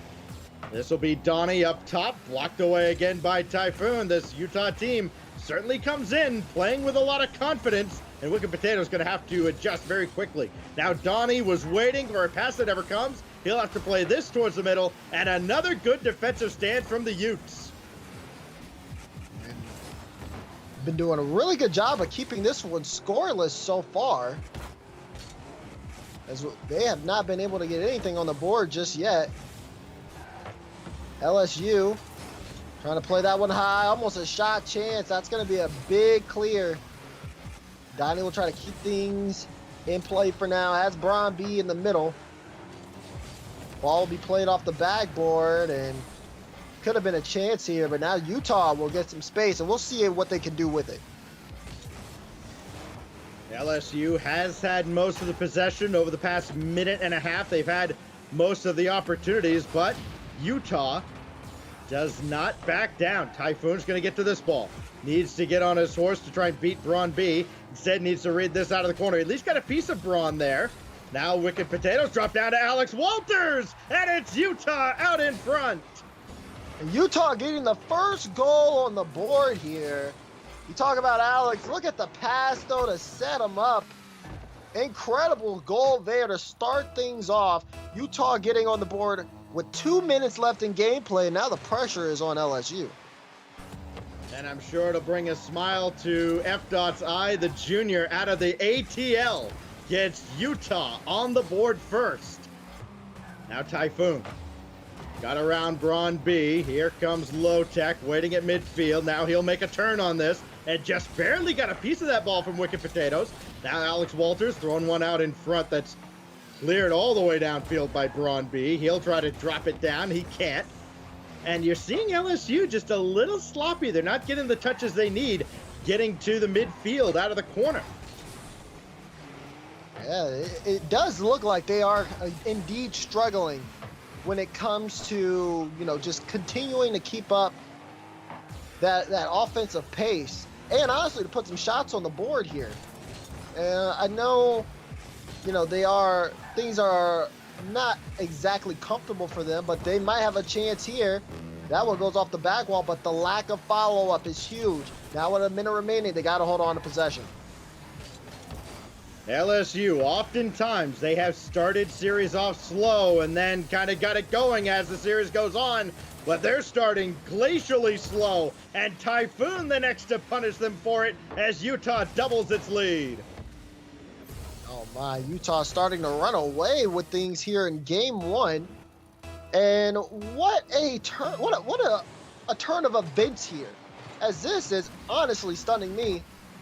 It's been a pretty solid go for Utah on the offense and defensive end. They haven't let LSU get comfortable at all. If anything, they're making LSU work, and LSU are being unsuccessful. The Tigers cannot find an answer to start this off. With 30 seconds left, this one might go to Utah. Certainly looking that way. Only 20 seconds for LSU to break the shutout, let alone get the second goal they need just to force overtime, and they are not moving downfield at all. They'll have to do so without Donnie for a moment. Typhoon's got an open net. Run B does barely get back in time. But there's no time left. Time is going to run out on the Tigers. Utah makes a loud statement in game number one. Oh my, this is gonna end up being quite the series here with Utah opening up the way they have in this game. An emphatic statement from Utah for sure. 2 goals above none for LSU. We built them up to be the Goliath, and it just might be that Utah is the David. Fantastic play here in game number one. A whole best of 7 in front of us. We'll be right back with the Maui Esports Invitational.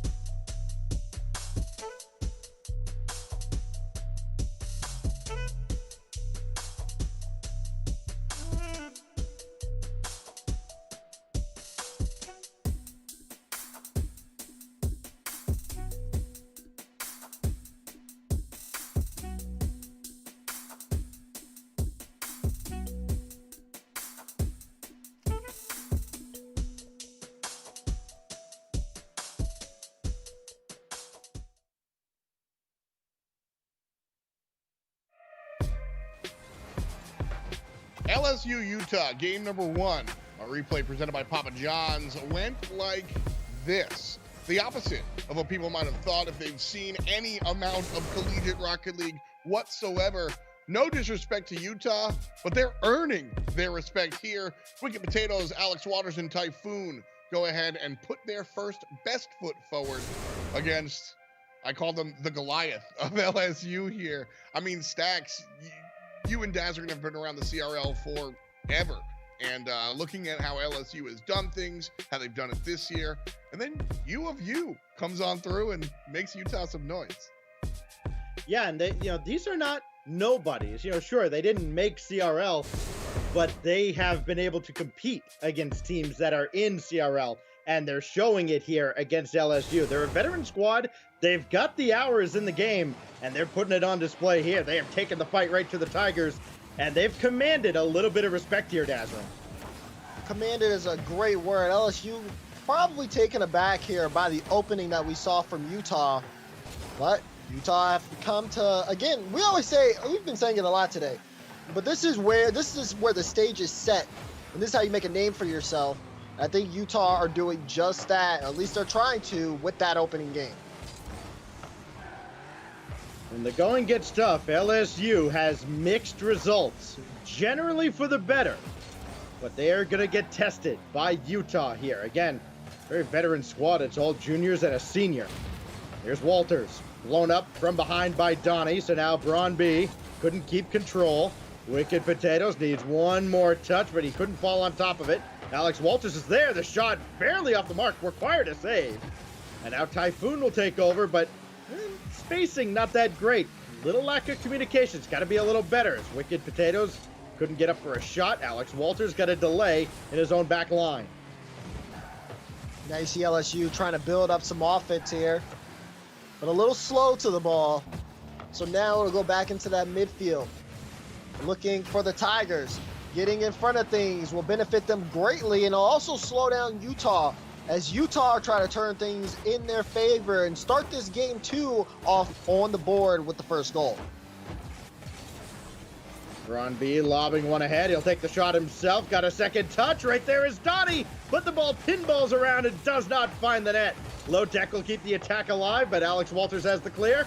And that's another great defensive stand, albeit very chaotic from Utah. Low Tech trying to keep that ball in. LSU still not done yet. They have the chance here to get a strong push in front, but it has to come by just, again, getting Utah out of the way. Maybe get a little bit more physical. We haven't seen any bumps or demos yet. I think that could be big, but also this control, Braun B, he tries to go up to see if he can follow up his initial touch, and he just gets knocked out the way. Yeah, sometimes you can't always get the ball, so you get the next best thing, the player. And that is frustrating enough to deal with, even at this level. Walters couldn't get that ball centered. Typhoon is there. Good defensive positioning from the Utes, and a little awkward from LSU, but Donnie's right there. Donnie on the spot. He hits that up to Low Tech. Couldn't get anything else going. LSU continues to be frustrated and stifled. Now Braun B. Oh, he faked the shot. That was never going to be a touch, and it threw off the defense. The decoy play works for Donnie. Yep, and look at that. Donnie just baits out the defense, or Donnie plays Braun B's bait and puts that shot just under the bar. It's solid teamwork there to just try to see if you can mind game the Utah defense. And LSU have taken it and applied it. Now they have their first goal, I believe, of the series, Stacks. It is their first goal of the series. It took them almost 8 minutes to get there. Looking for another as Donnie hammers home another. That's going to be another goal here for Donnie. This one coming off the assist, and this is Low Tech. Gets the carry, and just before the challenge comes through, he slots the assist to Donnie. Bottom left corner placement. LSU finally starting to wake up. Still just over 2 minutes left in this second game, but LSU finally has it rolling.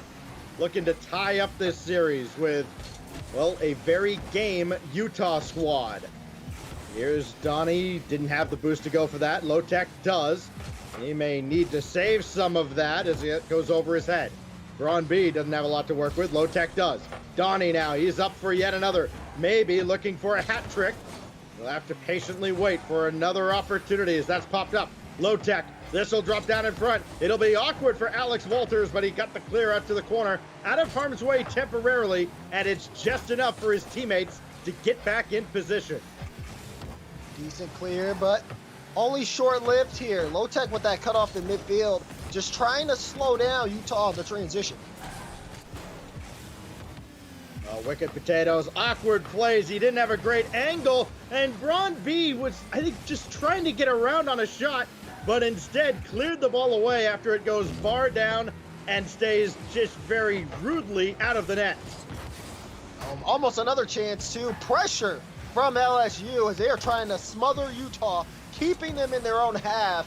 It's been a great job from them so far. You can see that they're able to turn things around here, and it looks as if the scoreline might flip here, Stacks. 40 seconds remaining. More pressure. Almost another goal from LSU, but Utah will keep it a 2-goal game for now. That being said, they have struggled and struggled to create any decent offensive chances. I mean, they're struggling just to get the ball out their half right now. Yeah, if you're paying attention to those moving bars under the Utah side, that's their boost. It was mostly empty for a while. Now it's filled up for the most part, but they can't get downfield. I mean, they were stuck on their own back line for oh so long over that stretch of about a minute. And that's going to be enough for LSU. They make just as loud a statement in game 2. And boy, do we ever have a series on our hands here, Daz.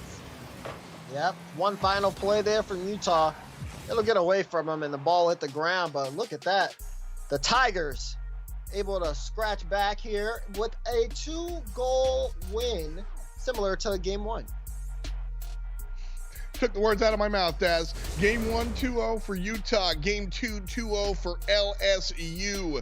And the Tigers look real strong this time around. Donnie, Low-Tech, Braun B taking the field right now. We're going to take a field in just a second. We'll be right back after these messages.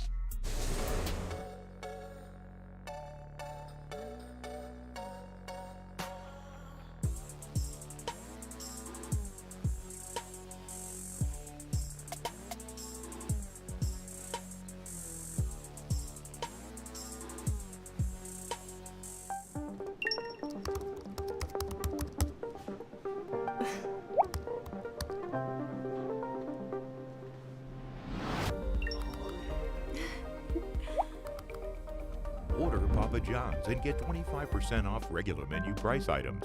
Just use code WSOE25.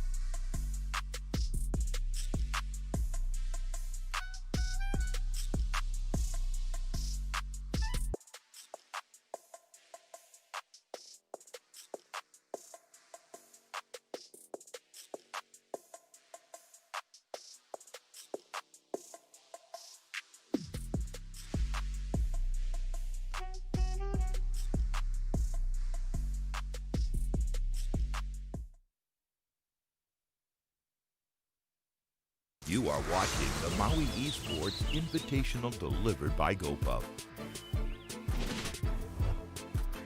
It's been a fun day so far. 2 out of 3 of our matches done for our first day of the Maui Esports Invitational delivered by GoPuff. LSU and Utah is what we're right smack in the middle of. Tomorrow, we'll finish our quarterfinals and see the last 2 semis. And then Sunday, it's all about the Benjamins, baby. November 22nd, 2 p.m. Pacific on ESPN2, the grand finals of the Maui Esports Invitational. It's what we've been playing tonight and tomorrow for to set the table for that. Right now, setting the table is Utah and LSU. Let's eat. This has all the makings of a series, Daz, that we could be here a while. Utah made a loud statement in game 1. LSU clapped right back. Dueling 2-0 victories. Now somebody's got to break this tie. It's a long 7-gamer, perhaps, but it's Braun B who opens the scoring early in game 3. Braun B, we said he needed to stand out, and boy does he at a crucial time. Early goal in game 3. You see the defense from Utah all clumped up, but no one was prepared for that shot. That's how you open up the series for LSU. You know, he talks so much about senior leadership and veteran experience on the side of Utah. I mean, it's all seniors on this LSU squad. Yes, even Braun B. Donnie throwing one in. It is going to be blocked away. A tandem defensive effort. This will drop down for low tech. Double tap is going to be blocked away by Typhoon this time. But now this is kind of a worrying trend, Dazarin.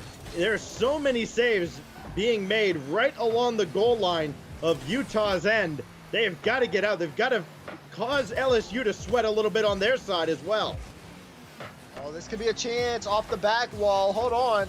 Another chance there, but Utah able to slow things down. You can kind of see that build up as LSU has so much speed on Utah's end. And they try to play the ball off the backboard, but did not amount to much. So now we're going to watch as we pick up on more LSU offense. They are trying again to see if they can break through.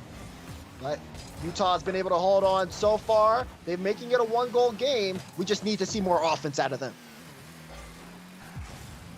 Walters dropping one down for Wicked Potatoes. He's going to need a little bit of help, though, from Typhoon. There he is. His bouncer is blocked away by Donnie. Follow-up is saved away as well, way up in front. And now it's going to be rolled all the way down into the Utah end, and Low Tech and LSU are all over it. Braun B met by Alex. He's got enough to go up after this, but he just couldn't get to that midfield boost, and he's taken off the field for his efforts. Donnie trying to get to this in a hurry. Sees it's an open net, but he airmailed it. Yeah, he had a great look at that one. Donnie had an opportunity there to pick up the 2nd goal for LSU. This time he'll opt to pass, and Braun B with a laser of a shot, but it goes off the bar. Still not enough. It'll be cleared out downfield. Low Tech will try to pick it up for now. But man, LSU, if Utah are able to tie up the game, they're going to be wishing they had that opportunity back. Typhoon throwing another downfield. He doesn't have a lot of boost to work with, and that midfield did not spawn for him. Walters now looking for Typhoon. Instead, he'll have to settle for Wicked Potatoes. Now Typhoon has the boost. He can go for this and at least get Donnie out of the play. Walters throws one into the corner, but he just couldn't get around on that. You know, he was trying to get that ball to midfield, and it did not work out. That double commit kind of worked, question mark. It left Walters in a tough spot at the back, but at least got the ball deeper into the LSU end for a moment, and they didn't get punished. Oh, and then, you know, you got to start wondering when that is going to end up happening, right? When we start to see these mistakes come out. It's going to be up to Utah, especially, to be the first team to hop on top of the ball whenever you see LSU maybe perhaps whiff a chance at the ball in the air or lose control of the possession. That chance, Utah, at this point, the way the game is looking, LSU are perfectly comfortable with making this a 1-goal game, so it's up to Utah to force that issue. Low Tech centering attempt is blocked away, so Donnie will have to dump it right back into the Utah end. Inside 90 seconds in game 3. Both teams trying to break a 1-all series tie. Right now, the upper hand belongs to LSU. Low Tech couldn't get the second touch. Donnie hit the post as well. Oh, they're putting dents in the frame of the goal, but they haven't got that second insurance goal just yet. Now a ball downfield that Donnie has to get on his horse to catch up to. That was almost disaster for LSU after they failed twice to perhaps put the game out of reach. Now that one into the corner. Utah. They can't hold on again to that possession. So now they're going to have to start over. Time ticking. And you see them all clumped up here. Again, finding out which way they can cut through. And this might be their chance, but there's Low Tech there in the midfield. And they've been, again, just trying so hard to see whether or not this drive might be enough. 30 seconds remaining here. Ball in the corner. Typhoon looking for a pass, almost able to find a connection on the shot. That one goes all the way downfield, and Low Tech will be able to pick up this goal for the LSU Tigers. It comes at a big point in the game, 17 seconds remaining, but with that big goal from Low Tech, I think that does it for this game 3. Every game fixing to be a shutout in this series so far. LSU finally gets that insurance goal that might have just broken Utah in game 3. I mean, they still had at least a chance to push forward, and they didn't even do that. It's just Utah looks like a team defeated in this third game, and they are indeed. LSU pulls ahead 3 games in. LSU looking just like the typical LSU we know and love. Utah silenced after that one. I'm not writing them off just yet. I think Utah can absolutely kind of come back into this one. But we'll see what happens. The Maui Esports Invitational rages on after this.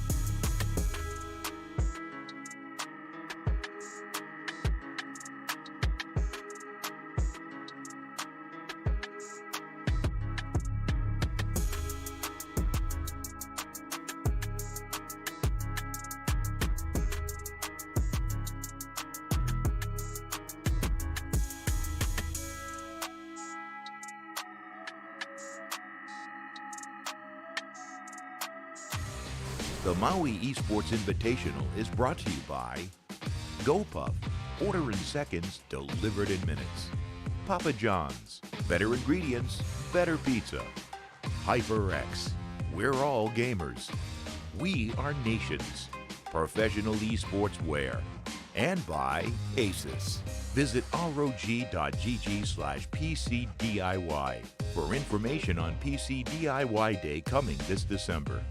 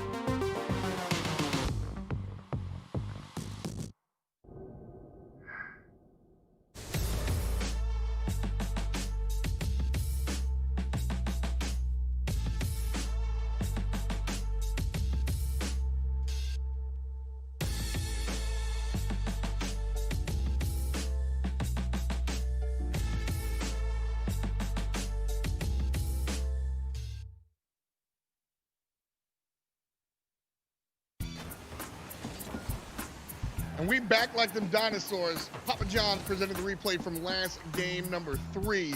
LSU picks up their second dub of the contest. Utah not too far behind. They've got one in the pocket themselves. Ultimately looking to tie things up as we jump into game number 4. University of Utah, LSU Ready, set, go. 2-0, 2-0, 2-0. No, it's not a broken record. The CD's not skipping. That's been the scoreline of every game in this series. Is anything going to give? Who knows? But we've got another 5 minutes on the clock as Utah tries to get back into this series and level things up against a very tough LSU squad. LSU has been definitely ramping things up here. And Utah are looking to fight back. Did you pay attention to what F. Dot said? He said back like the dinosaurs. I didn't. That one kind of flew past me. You know, I'm pretty sure when F. Dot was a child, like everybody walked the dinosaur was still like a popular hit. So he's probably aging himself just a little bit.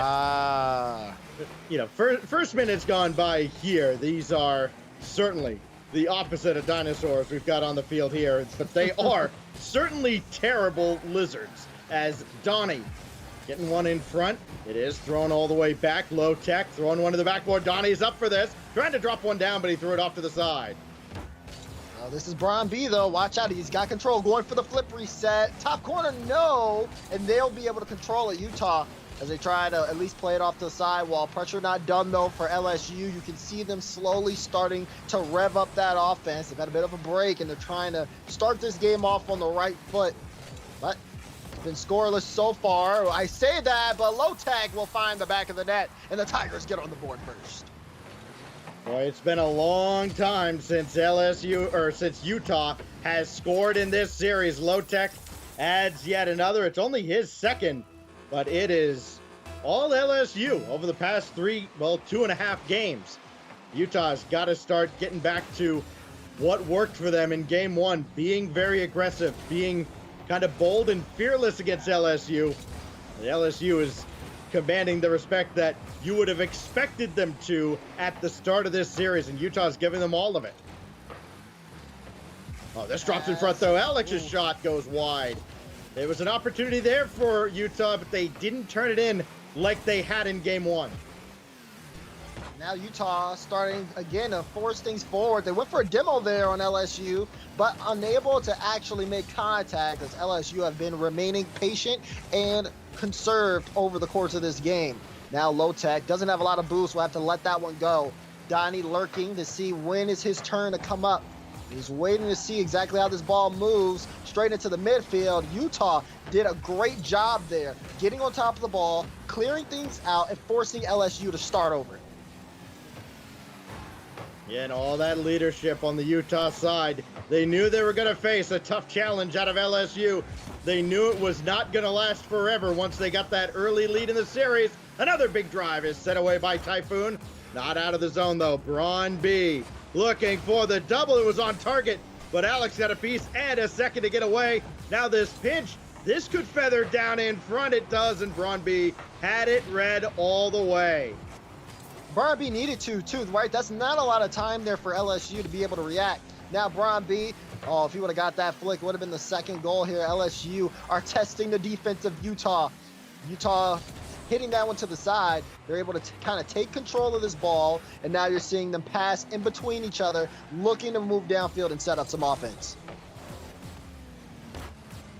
Braun B, indirect for himself, but Alex Walters jumps in the way. Great pass all the way across for Low Tech and Wicked Potatoes. We haven't said his name a whole lot, but he's in the way there. And another save made as well. Utah right back to where they've been these past few games, defending right on the goal line, barely hanging on and stopping LSU from running away with any of these games.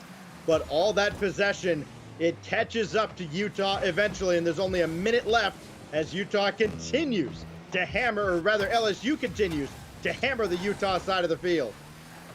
Now Utah here with the final minute of gameplay. Again, not trying to go on match point. They need a good drive. It starts really from the back wall, as they are going to need to be able to pass this one out. But you can see LSU getting on top of that ball more and more. They want to kill the time as much as possible. Playing this one close, looking to see if they can find an issue, but that's going to be a big breakaway for Utah. Dropped in the middle again, but not far enough away that anybody could come up for it. Utah just hesitating a little too much. Down to 20 seconds. Wicked Potatoes got to have a big booming clear. Instead it goes right to low tech. Nobody available for an outlet pass. So Walters will try. He's been given time and space, but not enough of it. Wicked Potatoes calls off his teammate down to 4 seconds. Last call for Utah in game 4. Braun B will take control. They've just got to spike it down to the ground. Utah's got to keep this in the air. Wicked Potatoes throwing one all the way back. Boy, they have to go a long, long way, and they're not going to be able to. Donnie drowns it, and LSU is 1 win away from getting to the semifinals. Fantastic. 3 above 1 is the macro, 1 above 0 is the micro, as Utah fail to score, not just here, but the last game and the game before that. Unfortunate for Utah, but they're down, but not out. They can come back. It is a best of 7. We'll see if they can make the return right after the jump.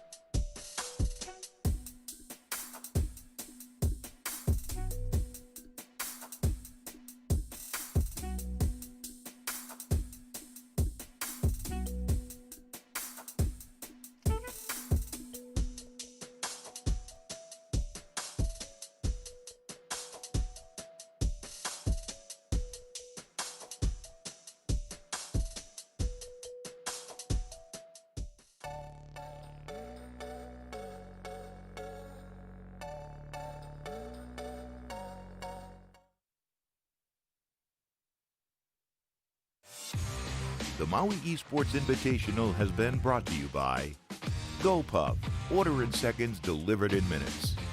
Papa John's, better ingredients, better pizza. And by Hyperx, we're all gamers.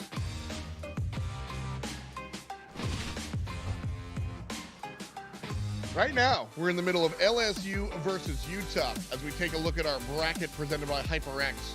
We started off the day with Northwood doing the dirty to Alabama, coming up on top 4 above 0, and Illinois scored 4 as well. Indiana able to answer back this one. LSU to continue. We'll see if they can take the dub here. Best of 7. Missouri and Boise. That'll be tomorrow, along with the other 2 steps.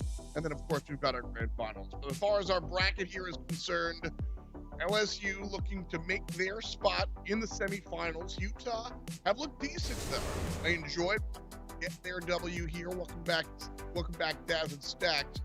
And although they were able to put one away, they haven't been able to find the others. Some of the shots they've taken have been questionable, but I've liked the defense there, Dazarin. In all honesty, looking at what Utah brings defensively has been a little bit more exciting than what they bring offensively. I could say so as well, right? They've been able to hold LSU to only 2 goals a game, and that last one it was only 1. And in game 1, LSU were completely shut out here. Stacks, I think that for Utah, it's not the defense that they're struggling with, it is the offense, but you have to give this team some credit for being able to hold LSU to so few goals. Yeah, I think now you're going to see Utah kind of throw caution to the wind because they might as well, right? They can defend all they want, and they won't get blown out of a game, but they haven't been all that close to scoring. And I think now with their backs against the wall, you're going to find them at their most dangerous. Backs against the wall is always a scary spot to put one of the best teams in CRL. And LSU right now, not there, but Utah certainly is. And so when you've got this type of situation here, you got to look at what Utah's been able to do versus LSU and see if they can continue it. This could be the last one. Stacks, Daz, take it away. Donnie will start it off for LSU. I think it's going to be very important, Dazarin. We can talk all day about Utah, but important for LSU not to just let this team hang around and play around with them early. I think they've got to put the foot down on the gas and not let up. LSU has to score early to put away Utah. They have to. If Utah get the ground running and start off strong here, at least in the opening minute or so, they could potentially hold LSU off for the most part, but the shots are coming in. LSU seem to be hunting as they get one on the board, at least shot-wise. Offense is showing some light. Utah able to at least minimize the danger for the moment. Yeah, it's just every game so over the past few has been the same old story. LSU gets a lot of shots, very close to getting across that goal line. Utah stops them, and like we said a moment ago, they're not going to get blown out that way, but they're not going to be in these games as much as they would like.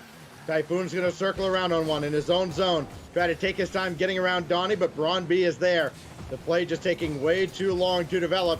LSU trying to put the clamps down yet again in the Utah end. That shot got around. It's open for Braun B. LSU strikes first again. And there it is, Braun B, but this one off the touch from Donnie the low-tech. Braun B has an open look. This is that LSU offense that will just constantly keep pushing at you until the defense is drawn out. And of course, Braun B has the easiest job of them all, just to shoot at an empty net. And this we talk so much about in the collegiate scene, not having one player standing out, having to kind of carry the load for any team. 2 goals apiece for Braun B, Low Tech, and Donnie. It is working out well for LSU. They lost that first game. They were shut out. Since then, they have not let Utah have much of anything going, and they certainly have not scored since the opening game. Low Tech's going to throw one across. There is a defender waiting over there for him. I think it was Walters. But again, this will end up back on the Utah half of the field, and they're going to slowly work their way out of the zone, and they're not using a lot of passes to get downfield, and I feel like that's a big change from the early part of this series. Now they do get one, of course. You bring up a great point, though, when you talk about the passing game, because that is how Utah were able to honestly get that right foot on offense earlier on in the series. They haven't been as successful recently, and I think finding that form and that team connection again will be something that'll help the squad out over the course of the long run here. I say over the course of the long run, but they might not even get to that point. This game's halfway done. LSU on offense looking to increase their lead here by 2. Utah struggling to get out of their own half. Yeah, the stereotype of the San Antonio Spurs comes to mind, right?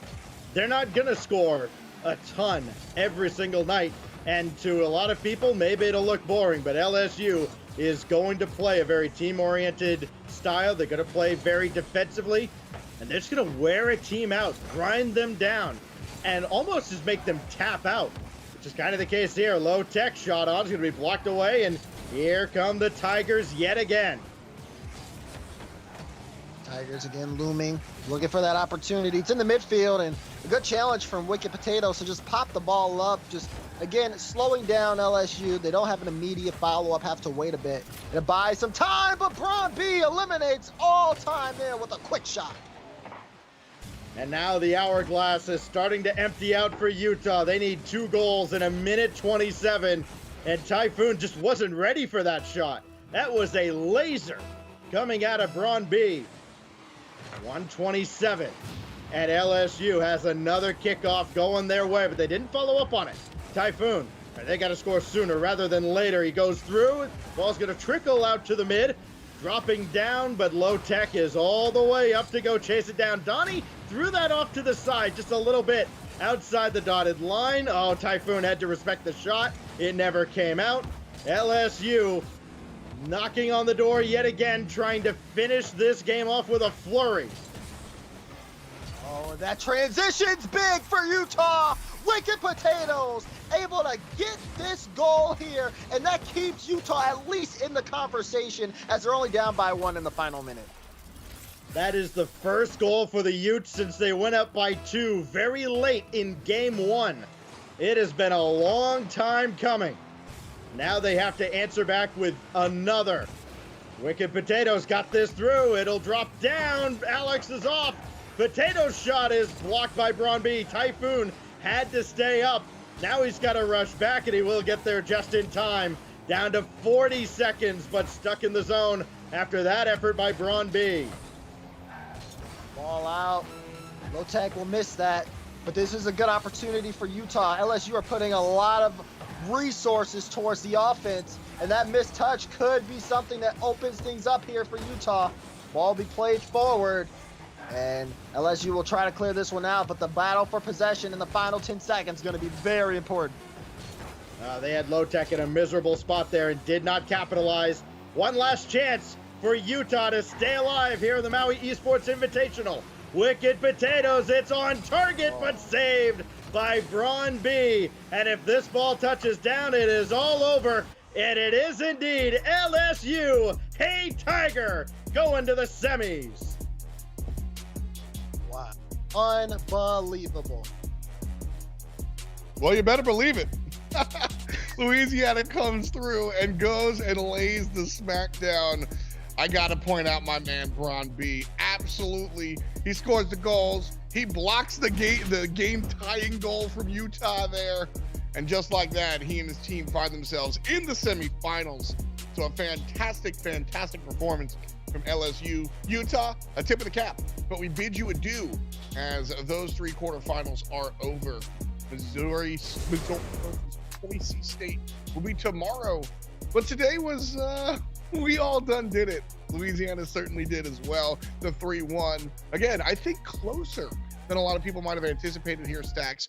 LSU not looking like the dominant team, Dazarin, that we might have expected. No, they haven't been as dominant as we would have expected them to be. LSU normally just comes out and we expect a series like Northwood where they're averaging 6 goals a game, so to speak, against a more lesser known team. But that could be credit to Utah's defense, or could be credit to the fact that LSU aren't playing with their full roster. Whatever the case may be, it was still not the best showing for the team. So as we move on until the bracket, especially into tomorrow, I'm a little bit concerned to see how that team holds up and survives. See, we've got a couple of, like we said, we've got Mizzou on that other side, and so it's going to be a real jockey for position. I think what you brought up, not having the chef T-Bates was here, with that not here, a big deal. But at the end of the day, I do give Utah a ton of credit here, not just to be nice. I'm not a nice guy, but the defense stepped up, and you got to call a spade a spade. And so congratulations to LSU as they do it. Utah makes some noise, but not enough to make their way through into the semifinals. Those are the end of our 3 quarterfinal matchups that we're going to take a look at here. We'll be right back to talk a little bit about the end after this.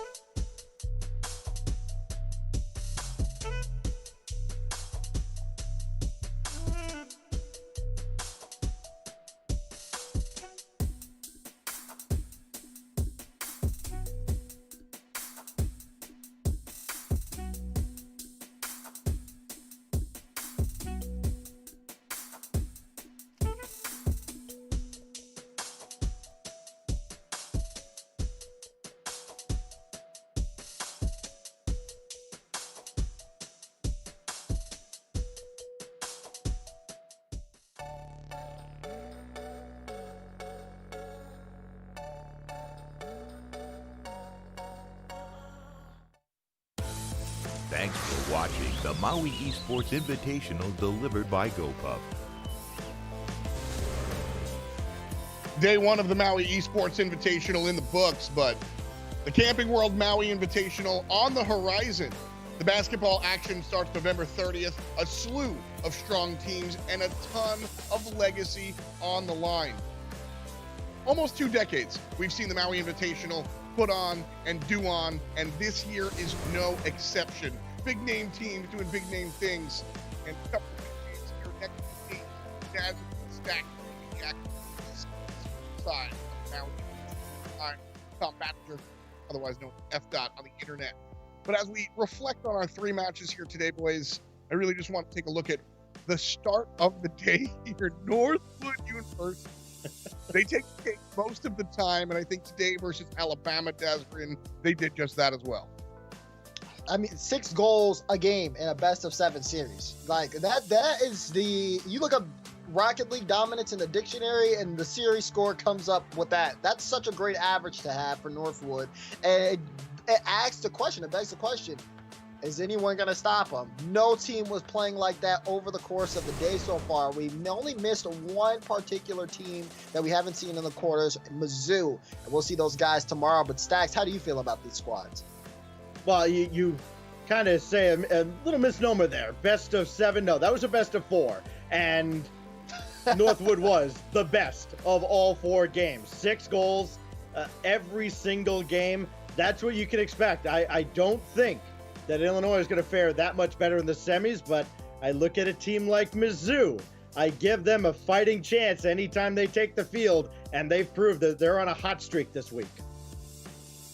Yeah, I mean, looking at Mizzou and their run, we saw them earlier in the week, like Stacks had said, in the Collegiate Rocket League fall season. They won the Western Conference and stunned, honestly, that entire conference. Now we get to see them in this tournament to see whether or not they can continue to keep up that pace. You wonder about those guys, but you also wonder about what the boys over Louisiana State have under their belt as well. Not the best start for them, but I do think if they can regroup and figure things out before tomorrow hits, they could fare a good shot. It's really kind of up in the air, though, here. We know Northwood's a dominant team, but it's all up to the rest of the group to kind of show if they can keep up with that squad. Well, Daz and Stacks, you guys are talking a lot about Mizzou, and that's how we're going to start the day off tomorrow. We'll finish our quarterfinals looking at them versus Boise State and see how the final part of the semifinals will be filled out. Northwood will go up against Illinois after that, and then LSU will go up against the winner of Mizzou and Boise State. And like I said, Northwood looking real strong. They might find themselves on Sunday, November 22nd, the grand finals of our Maui Esports Invitational delivered by GoPuff. That's at 5 p.m. Eastern, right there on ESPN2. Not something you want to miss. And if I can kind of show my hand, I don't think it's something that Northwood is going to miss either. This team looks incredibly dominant. I think, honestly, the teams that make it through to the semis have a shot. I don't think that we're going to see another Northwood matchup like we saw originally. I think even the team that they're going to see in that semifinals will have a shot. It's possible here. But let's talk a little bit about this Mizzou-Boise State matchup. Boise State coming in as Illinois Wesleyan had to take a step out. And I think that just fares a little bit poorly as we look towards Mizzou. They've had some interesting days, Dazarin, in the world of CRL, the Premier Collegiate Rocket League, and watching them kind of do there just gives me more confidence that they'll do it here as well. You know, looking at the way everything's been shaped up so far, Mizzou, again, you had said it, I said it, this is a team that has this kind of untapped potential that we got to see a little bit of. But now looking at this matchup, Boise State kind of in a tough spot. They really, I mean, they're able to squeeze in here, but how long can they hold out in the bracket against a Missouri team that can just pop off at whenever they want, honestly? You're not wrong there, Dazarin. Just a brief recap of what we saw in the CRL, the Western Conference. Missouri, they were not the favorite. They lost in round one, and then they made their way up through the lower bracket and took the grand finals against a team that everyone, including us here on this desk, thought were going to take it. And so Mizzou, we talked about before, consistency or the hot hand. Daz, I agree with you. I think the hot hand is what kind of comes up on top and puts the man down. And so looking at that, I think Mizzou has a great chance to not just win tomorrow, but keep on keeping on. That's going to put a bow on our first day here at the Maui Esports Invitational. Fantastic stuff in all three of our matches that we saw here today. Ultimately, it's Northwood, it's Illinois, it's Louisiana State University that move on to tomorrow and maybe even then some. Join us tomorrow, same time, same place, the Maui Esports Invitational. We'll see you then.